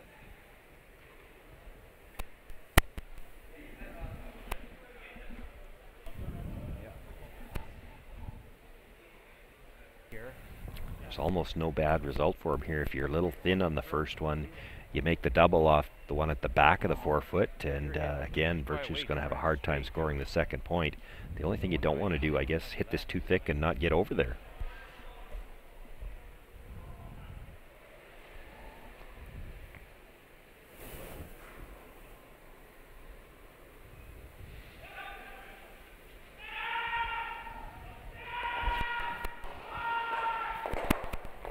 Whoa. Yep. Whoa. Yep. Whoa. Whoa. Take. John. What were you That's saying? what happened. Now Brock looking at whether or not he can make the double for 4. Yeah. I like it. You're thinking half, eh? Thick half, yeah. I agree. Thick half. Yeah. It's got to be, you're right. I like it, bud. I like it. That's nice. Okay.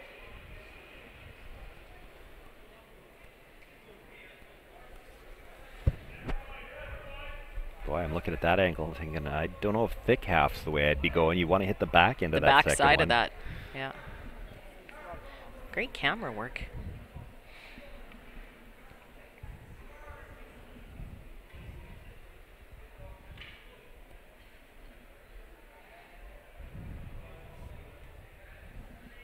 Brock Virtue with his final stone here in the 7th end. Thought he had a chance lined up for big end last end and ended up giving up a steal, a chance to get the momentum right back here. Yup. All the way. So trying to back this up a little bit. Boy, you sure don't want to be too thin on this and get by the red. Does get the back end of it, pushes it far enough, picks up his 4 points, and jumps out to a 7-4 lead. Randy Bryden will have last rock in the 8th. The crown jewel has been stolen. For almost 40 years, it has been kept far from its home. Saskatchewan. The time has come. So don your green and will your team back to glory. This Tim Hortons Briar. Be there for history in the making. All right, people, let's get to work. Lights off. Ma'am, there's someone at the door. Unknown male, might be a salesman. Take care of it. You, drop the temperature. I'm roasting. Ma'am, your straightening iron. Shall I pull the plug? Yes. While you're at it, leave room for milk.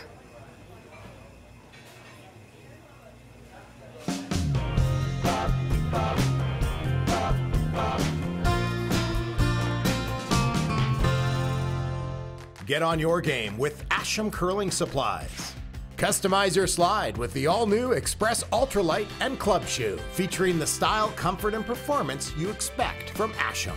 Sweep the competition with our Pro Grip gloves and ultralight carbon fiber, composite, and fiberglass handles, plus World Curling Federation approved pads. Hey folks, I'm Arnold Asheman. For 39 years, our product has been satisfaction guaranteed or your money back. Asham Curling Supplies, online, in-store, and at your club.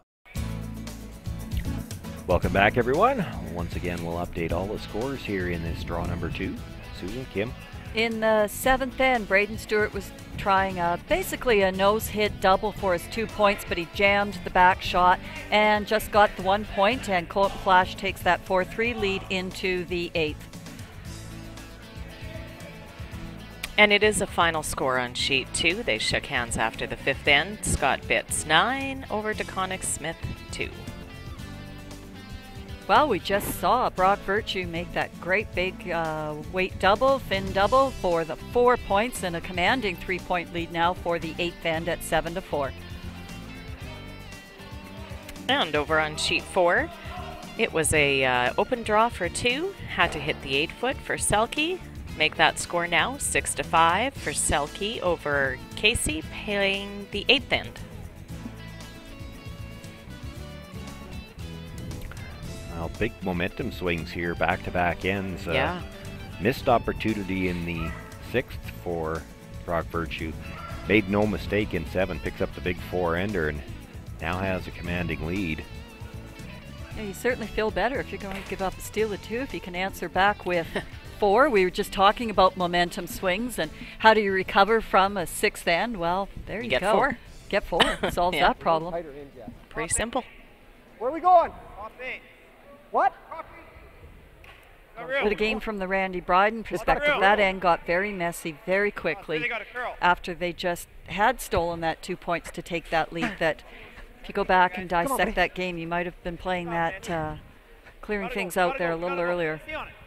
Well, you know, I didn't mind too much of what they did. They had good angles, but the one that really got them in trouble is the heavy draw that they probably should have swept right through, and they rubbed off and left the first double opportunity. They were in good shape up until then.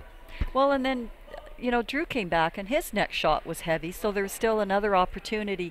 You know, it was just a little bit heavy, but it wasn't made the way they wanted.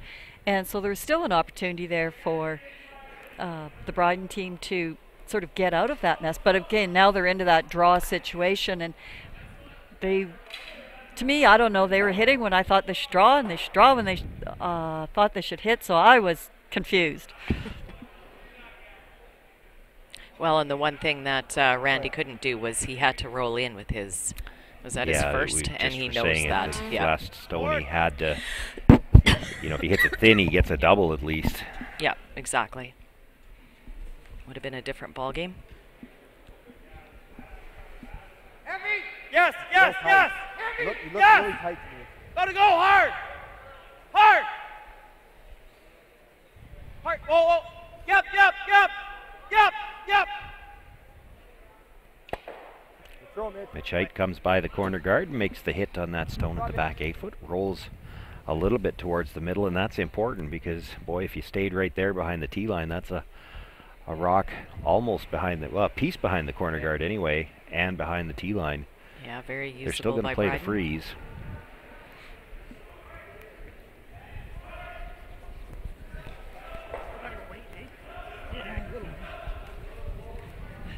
Line good. 5, 6. Line's good.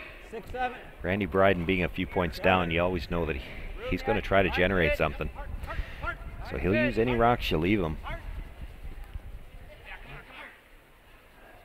John Aston looking for the freeze here. Going to be just a little light, and because of that, maybe over curls just a bit as well. Yeah. Room for Mitch Height to try to get this stone out. Wouldn't mind taking his own at the back with it too. Yep. Gotta go. Whoa, whoa, whoa, whoa, whoa. Drop Mitch. Makes the hit, jams it back, and gets both of those out of the rings. The shooter rolls over to back tee line, but it's behind the other two yellows. You don't see too many younger players, and I'm referring to him as younger, that lifts the rock. No, and you know, through his junior days, I'm sure he didn't. I'm not sure when he picked that up.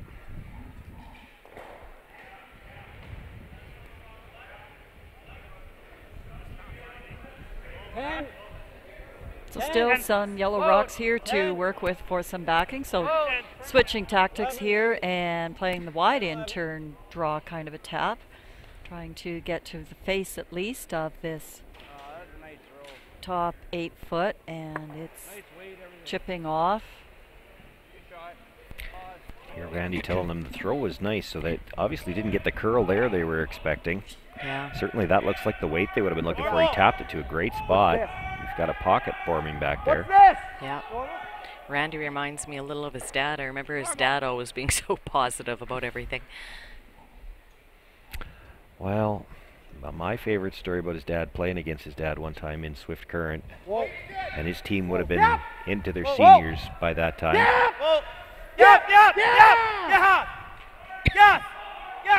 Looking for the hit and the roll here.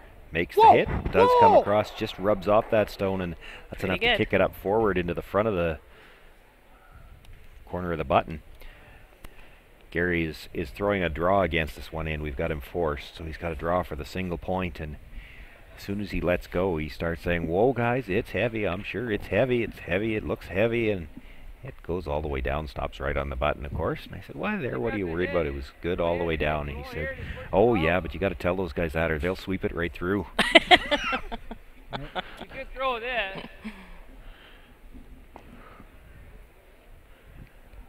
Whatever you like. What do you like? Yeah. The draw. You want to throw here? Yeah. Heavy draw. The two stones at the back of the 4 foot give him a bit of a pocket. The problem is that one at the front of the 4 is now difficult to remove. And as much as you don't need to remove it now, you're going to need to move it at some point in the end if you're going to score. Line's good. Yep. Yep. Yep. Hard, guys. Hard then. Line's good. Yeah. Gotta go. Hard. Go, go, go, go. I couldn't tell with the sweeper standing there on the carpet if Randy tightened the broom up for this throw for Troy, or if he gave him the same ice as what he did for John. Now, but look at the difference, just 4 feet, 6 feet weight difference, and curled up more than what they expected. Yeah, I like it. Still probably forces Brock to just pick it out. That's probably all he's got here, and that same draw will be there again.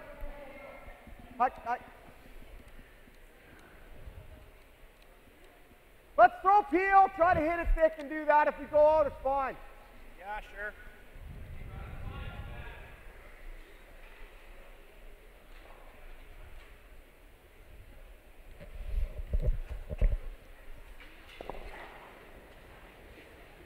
No. No.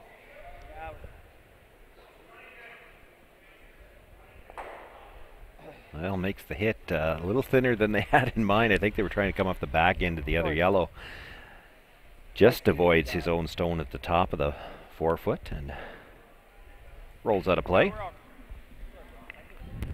Well, he threw that corroborate weight though, so no problem removing it.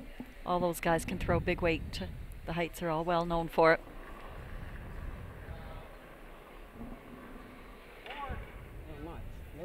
Line's good. Clean at least.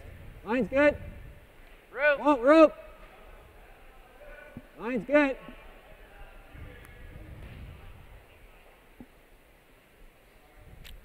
Boy, they're having all kinds of trouble finding the line on this shot. Now again, just a little strong here. He's got the weight for the tap this time, and doesn't get the line to get to that shot stone. Actually, yeah. I don't see that one helping them. Yeah, a little concerned about them now getting their 1 point here. Yeah. What are we guarding? I think just the, wow. Right now, this is hurting them.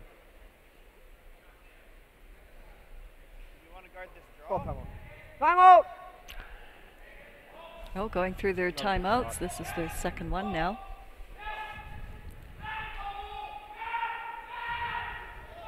Yeah. Right now, this is hurting them right now. Like that's. You might want to come here. I just don't want to leave them in the triple.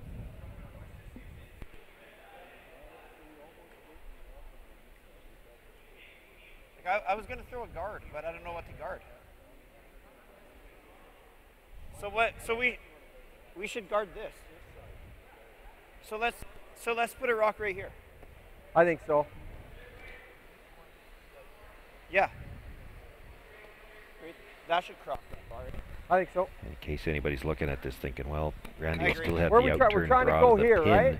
to maybe sit Yeah, one. we don't want to give There's him a anything corner guard there. out there Right. that's kind Leave of that blocking top that yellow outturned wide draw open. Well, exactly. path. Like Yeah. that's the Over whole I don't trying think to. that's there. We just When can't we quite see see the it ice, in our they're- camera view here, but When we're seeing the ice that they're putting down just for the corner guard, you wonder how you could actually get into that button, because that looks like the natural shot, except for that rock up on the logo. That corner guard, that long corner guard, is kind of in the way of the draw path. Just give me a little less. I thought, yeah.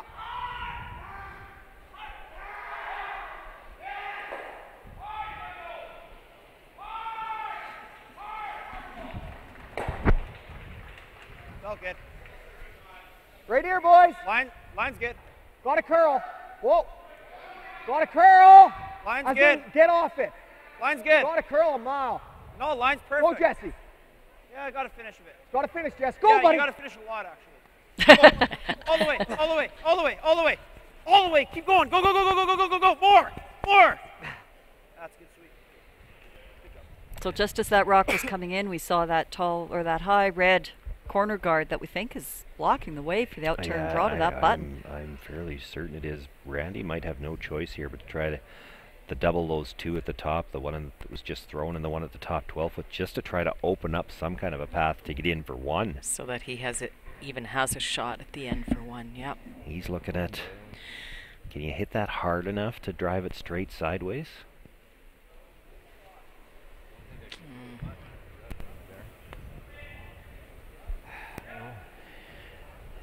You probably have to have. The other thing he's looking at is perhaps running that corner guard in. That's a long angle run. But at least if you missed it, you'd have a draw path. Hit this here, this jams there, and then this might not go out, but it's good at 8 foot. Try which? Yeah, that does give you a shot with your next one at least. Here. Yeah. 6 goes there. Well, this unless they hits the put it one back. It'll spin out, but it'll open up at least get her one, right? Like just across the face a bit. Okay. The feel here? Yeah. It might hit the 6. This might be buried too, so. Like half rock or what? Little thicker. So looking at hitting the 3/4, yellow I think. stone at the top of the 12 foot, across the face of the one at the top of the button. He's going to jam it onto the one at the back of the 4 foot, but at least then he'll have an escape route for that rock. Right now there's no way to get, he needs 2 shots to get that one out of the button area. So he's trying to make one of them here, and then hope he's got some kind of shot at it with his last one.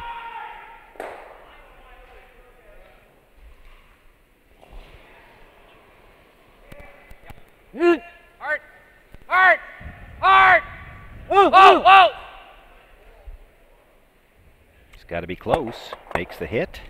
Comes across, does nudge that, and manages to miss the red one altogether, so it's still sitting second shot. Buried.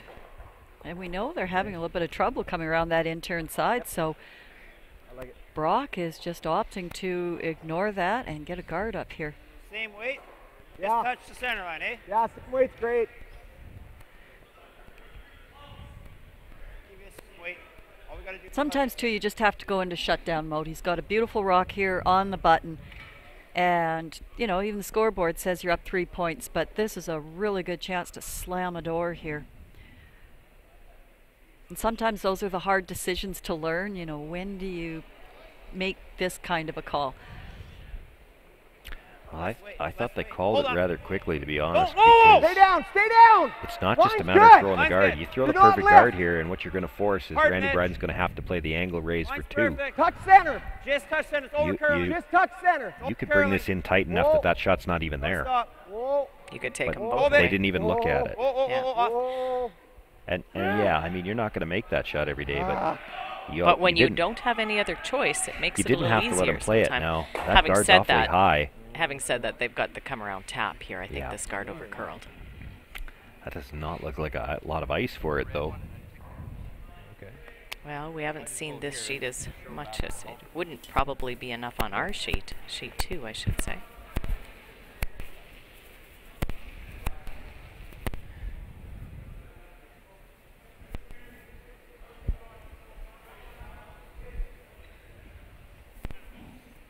Back 12. Even half. Probably need half maybe. This is the same. We threw this in the second or fourth end one of those. Remember, you know, he comes all the way to the top 12, and Randy has to double just for the 1 even sort of a thing. So I liked the call, but you're right. They didn't talk long enough about where that rock really needed to end up.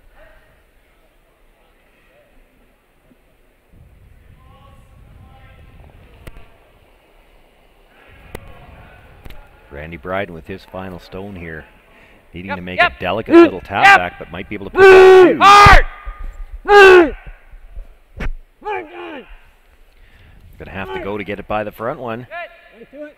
By the front one. Waiting for the finish now. It's gonna come right to the nose. He's gonna get his 2 points, makes that look easy, and gets himself right back in the game. Brock Virtue will now have a 7-6 lead in last rock as we play the 9th.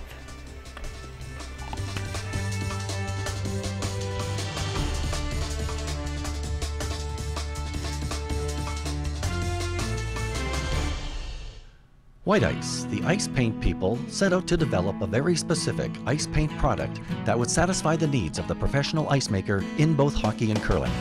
White Ice was successfully formulated and tested, and distribution began in 1988 and has since expanded their line of products and services to meet the needs of today's professional ice makers. White Ice is distributed by Eastside Paint and Wallpaper in Saskatoon, who is also a signature Benjamin Moore paint dealer. White Ice and Eastside Paint and Wallpaper, defining the game.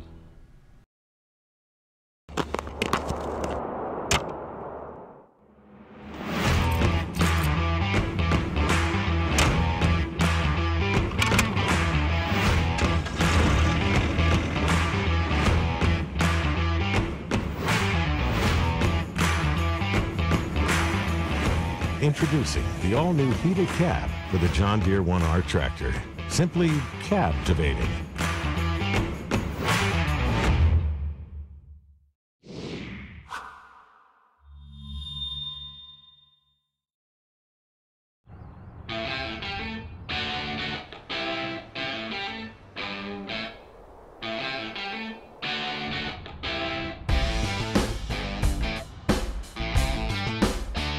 Take your Share More plan with you and enjoy worry-free data in the U.S.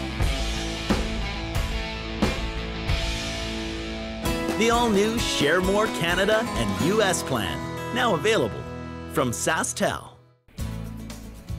Welcome back, everyone. Well, all of the scores winding down here in this draw number 2. We'll quickly update you on what's been going on. Susan, Kim? In the 8th end, Braden Stewart was looking at 2 Colton Flash stones, just missed the double, and Colton had the open draw to paint and made the shot for 2 to take this 6-3 lead into the 9th end.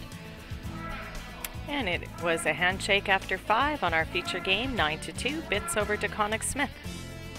Randy Bryden with 2 fantastic shots in the 8th end gets that team out of huge trouble.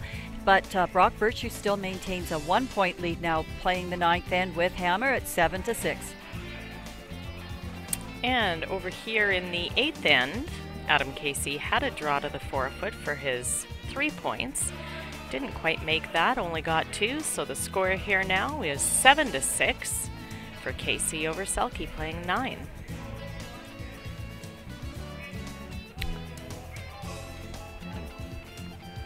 Randy Bryden here saw the call. He was going to try to play the double guard situation here in the 9th end and called for the long one first. That slid a little deep. It's a halfway guard. Probably the spot you don't want that rock. Makes it hard to throw this second one, but they're going to try to go high again. The attempted come around, as you can see there, just biting the 12-foot. That's a pretty good spot for that rock. This is a long ways out for line as well. There's going to be a chance for double peel. But not right away, because this is still just the 4th stone of the end. So Jesse St. John will try to come around this.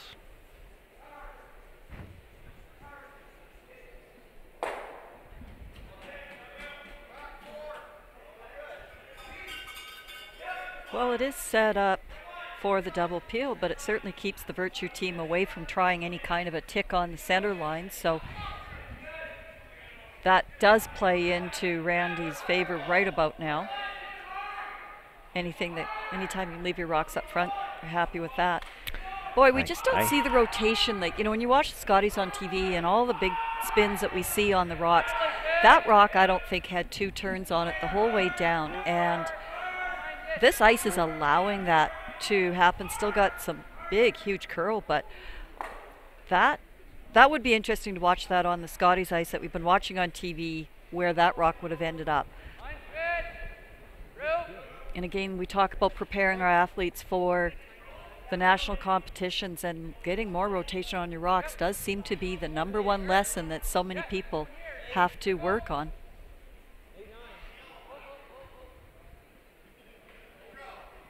Looking for the come around to the corner freeze here. This is going to be deep.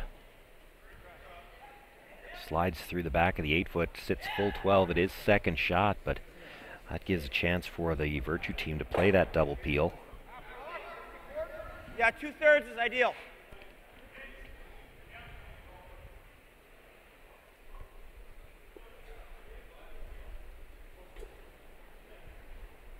Whoa. Whoa. Whoa. Come up a bit. Curl! Needs to hit thick enough so he doesn't jam it. That's good. That's good. And manages to spin it off the center line at least. I know, but it's good. That's what Randy's hoping for. It'd be just that little bit thinner, and he might have left it a little closer to that center line, but mission accomplished. But again, it's in that spot where you have to, you know, you're thinking ahead. What if I need that out-turn draw to save an end? And right about now, that's been blocked. Line's good. Line's good. Line's real good. Fine. Line's real good. Gotta go for line. Gotta go for line now. There's some good sweeping here. Come on! Just absolutely no handle left at the end of that stone. Yeah. It didn't make even a quarter return from the hog line in. Not able to hold the line. And it cost you a couple of feet of weight also. A couple more rotations, and would have got a, you know, a good extra foot anyways for distance. Yeah. So good control.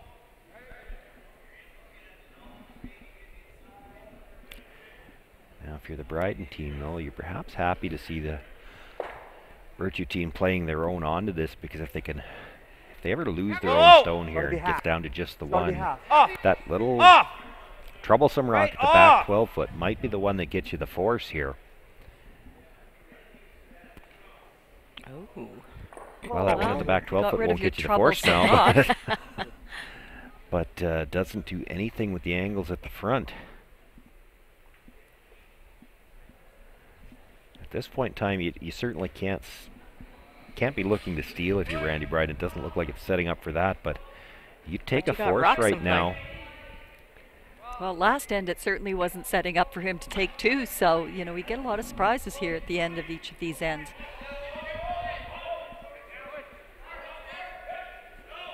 we can. Like it? Yeah. I mean, yeah. Just throw in here. I think we can go here. Back 8, back 12.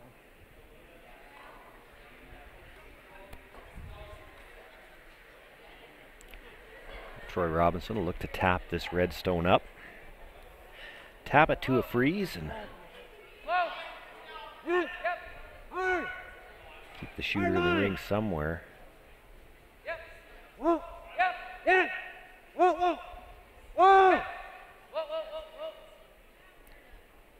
It's close, might be a little strong. Oh boy, I think they needed to stay Just on that. bounced, That's yeah. probably left a double. Like we just Peel. How much? Brock's looking at just hitting the, Fin half. killing the one that Third. was just delivered. Okay. If you hit it right, you might be able to come straight back off Fin that half, and third. get maybe get everything moving that's in the rings. You like that ice? Have to admit though, this seems riskier than what he needs to be playing here. He could just kill the two reds. Yeah. The yellows aren't hurting you. Whoa, off. Got it, curl. Come on.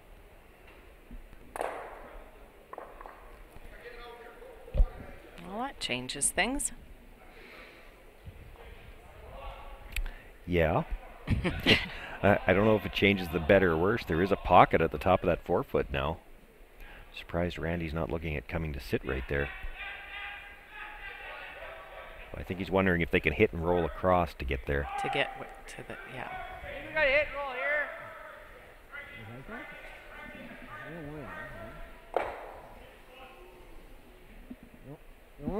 Yeah. It's a fairly flat roll to get there, but I guess it's there. You don't want to, or you certainly don't need to touch the yellow at the top of the 4-foot. You move it back and it kind of, those two rocks are dead even right now. You get in between them. This rock's not going anywhere anytime soon. He's going to be thin on the first one. Can he make the double on the yellows? Oh. No, too thin for that even. Too Just thin for doesn't that. even kill the Yeah. first one. Must have been very inside on that, because that's where Mitch went by and didn't make a shot, and this one over curled. Yeah.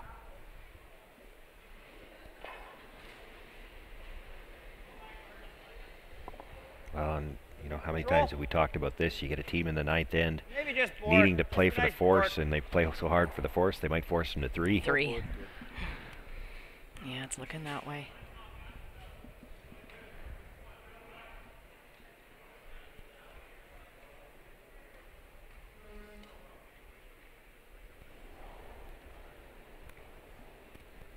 Quiet. Hard then. Gotta go Whoa. then. Yeah, Yep. yeah, It's quiet. Whoa. Yep. yeah, whoa, yep, Yep. yep, yep, yes, yes, roll it, Gene, all the way, far she goes, Makes Stay the on it, hit, stay on it. rolls over behind that corner guard. Well, and even more importantly, spreads them all out. Yeah.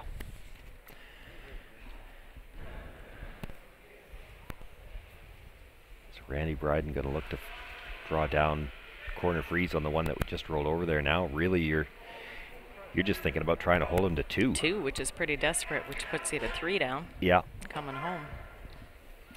Right, because the hit and roll on shot rock there on the 4-foot isn't going to leave you high enough behind that red corner guard.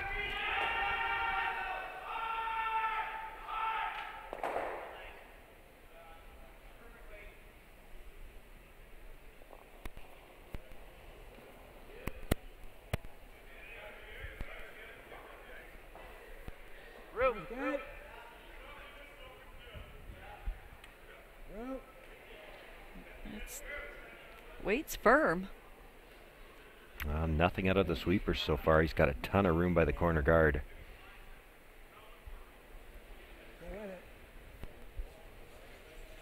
He's going to slide past the tee line and all the way to the back 8 and even a little into the 12, enough that it's sitting 3rd shot for now. Wow. Which is, yeah, we're 2. Yeah. Yeah, then he freezes. Good try to freeze. Just try to freeze probably. Okay.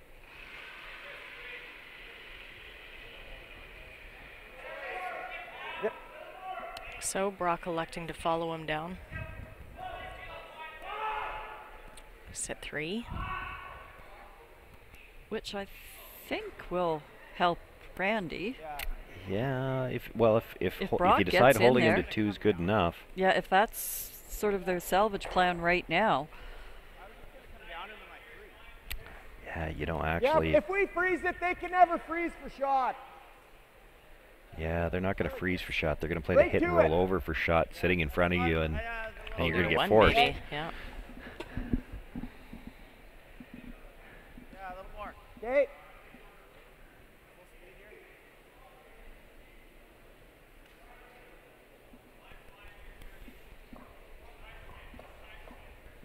Line's good.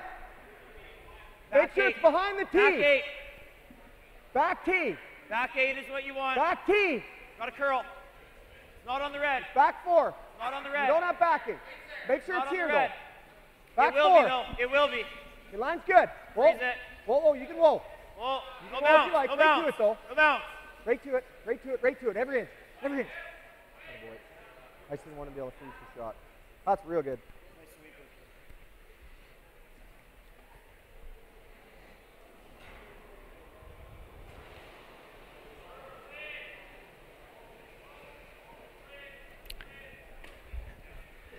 I think the hit and roll is pretty One much all problem you've you got. run into with the Bryden team, Randy and Troy have played together so long that when they get into these situations, That's nobody four, says yeah. anything. They just Yeah, they don't have to. Mental telepathy. Yeah, just osmosis.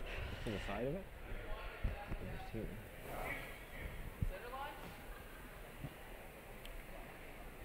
If I go here, I'll just draw for 2. I guess that's what we want. We could freeze here, but it's still the draw for 2. It's tough though, but freeze the hair, nose or inside. Yeah, that's not bad. It's not bad. It's not easy. Okay.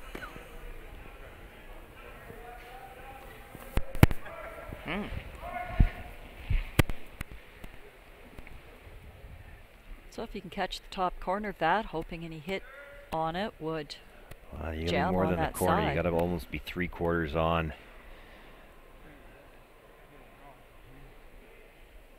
Or more. You're still And gonna, or it cuts down the scoring area for the 2 if But you're that's the other side. Yeah, realistically, this is their best chance to hold him to 1 is to make his draw really difficult. They talked about drawing in front of those 2 yellows on the left-hand side, or on the this would be the right-hand side as Randy's looking at it. But they can't be shot rock by that, and he'll just draw to the 4-foot for his 2 points. Yeah. Hey, if you can't. Line's pretty good. Line's good. Well bounce. This is your best result, but it's a hard shot. Right to it or an inch short. Line's good. Well, just going sideways at the top of the 12-foot, and they kind of have to go for line. Lost the line a little bit. Well, I think it curled past the nose enough that they can try to actually blast make it a out. play. Now, it's Yeah. still only going to be for 2. You're likely losing the shooter. Well, and where's that shooter even going over here? Gonna lose the shooter all of those? Yeah, probably. Well, just then Hard to 2. imagine. Yeah, I Yeah. see what you're looking at, but hard to Yeah. imagine hitting one of those yellows and rolling out. Yeah. If you think it's only for 2, could you just not play the in-turn draw you just did and come down to your back yellow for shot? I don't know if you come back to your yellow. Well, I if mean, you're just shot draw rock. to the side Yeah. of the 4-foot and Yeah, draw for 2.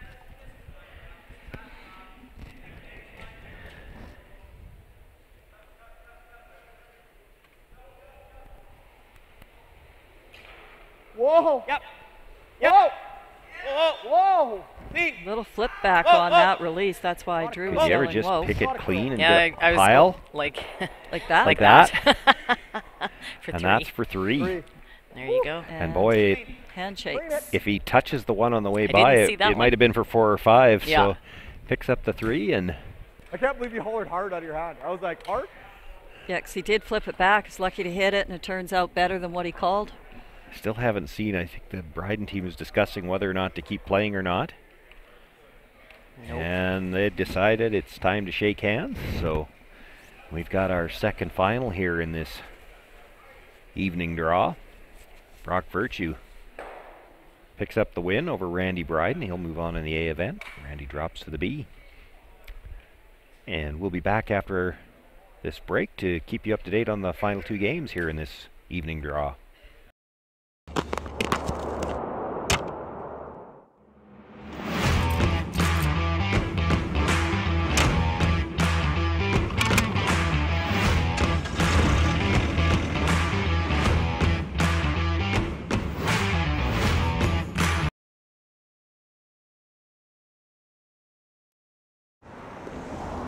All right, people, let's get to work.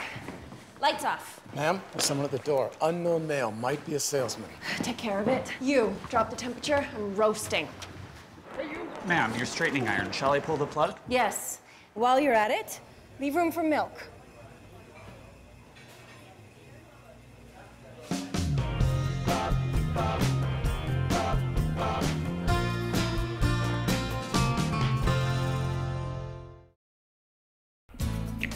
Welcome back, everyone. Well, 2 games left to finish up here. Down to the final few stones. We'll quickly update and check in on these games. Susan? Braden Stewart had a really difficult shot to get second point there. He was sitting full button, so was Colton Flash. Tried a little redirect with T-line weight off of an 8-foot shot and just missed it, but had to settle for the 1 point. Colton taking 2 points lead with hammer for the 10th end. And with Braden having no place left to hide, that's his final stone. You see just brought into the center on the 8-foot. Colton Flash about to deliver his final stone. Just needs to make one of these 2 stones go away. Doesn't have to stay. He's got a 2-point lead coming home.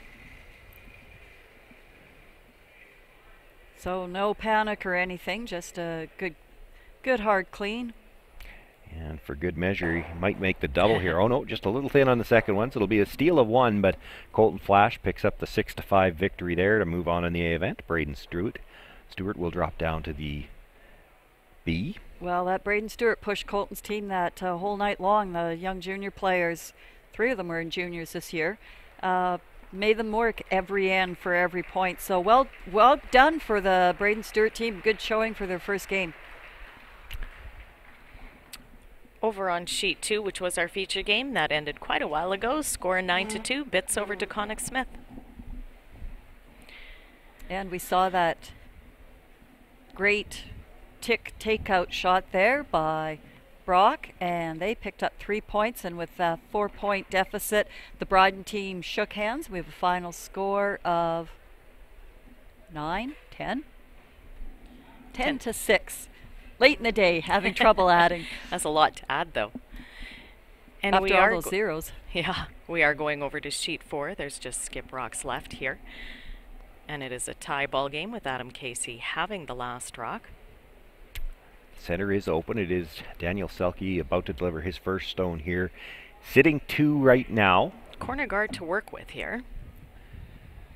But really can't get anything better than just full 8-foot here. Correct.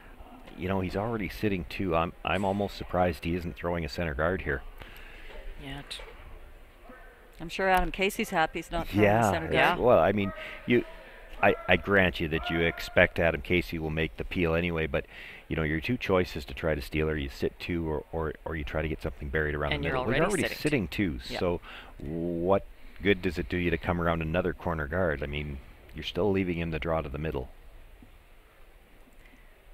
Again, a very young team here pushing our defending champions to the hilt. There have been a lot of busy ends out here. Rocks in play all over and some beautiful finesse shots, big weight hits, run backs. It's been a very entertaining game on sheet 4, and good wake-up call for the Casey team. It's nice to get tested at the first. Yep. So you said you have to come out flying at the start on these triple knockouts, and both teams have had a really good showing. And this game isn't over. No, all it takes is a half shot by Adam on his last one, and Selke's got a chance for the steal.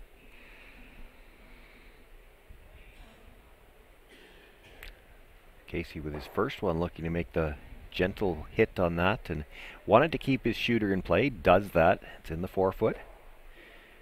Daniel Selke going to have to make a play of some sort on that. He's looking at the freeze. Which is, you know, when you've got your little second and third shot biters there. Yeah. Makes it... It's not a bad call. Mm-hmm. No, for sure. Yeah, I thought a little lackadaisical there on the Casey team to leave that rock exactly there.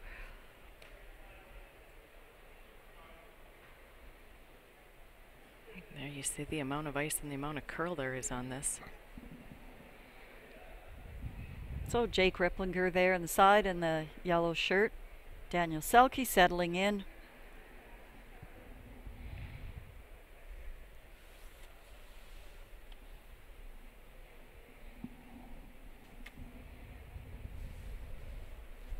And we'll see Drew Springer come into the picture here shortly. He'll be the second sweeper there. I think that's the only time you can use the word shortly for Drew, too. Yeah. Not a little fella. No, all U of R curlers, or the Springers are. Weight looks close. Need this to curl a little bit more. Really having to go to drag it far enough, though, yeah, as you well. gotta make sure you're shot here. Oh, that looks perfect.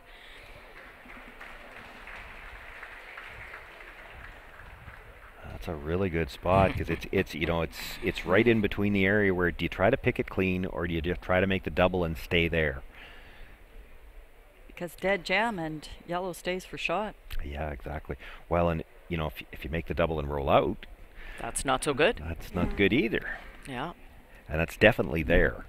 And that's why I said Casey's team little lackadaisical on Where Adam's they left it. first Yeah. one I there, agree with and you. Yeah. I was surprised they threw so gentle at it. Like, why were you trying to stay at all?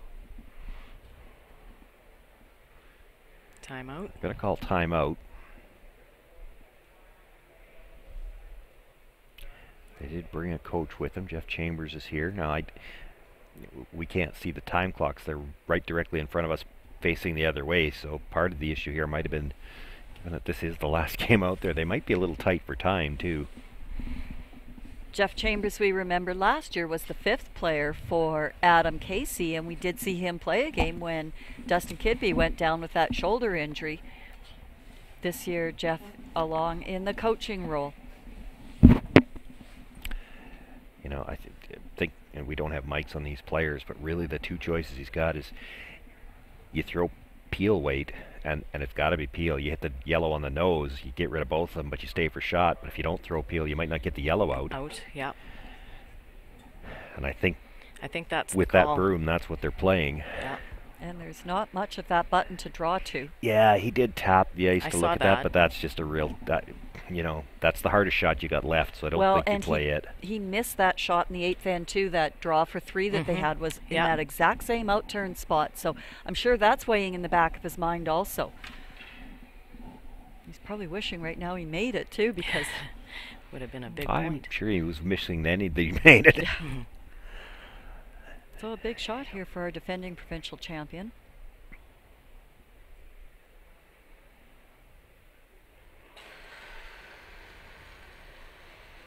So looking for the nose hit to kill both of the stones in the forefoot.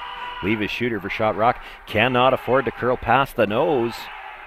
No, I don't think he is. Yeah, he got the nose, got it out far enough that he will count shot rock, and Adam Casey will win his first game. Daniel Selke knocked down to the B, and thus concludes all of the action here on the opening night, Wednesday night here at the SaskTel Tankard. We will be back on the webcast at 9 o'clock tomorrow morning. And for those of you watching on SaskTel Max, look forward to another game tomorrow night at 7.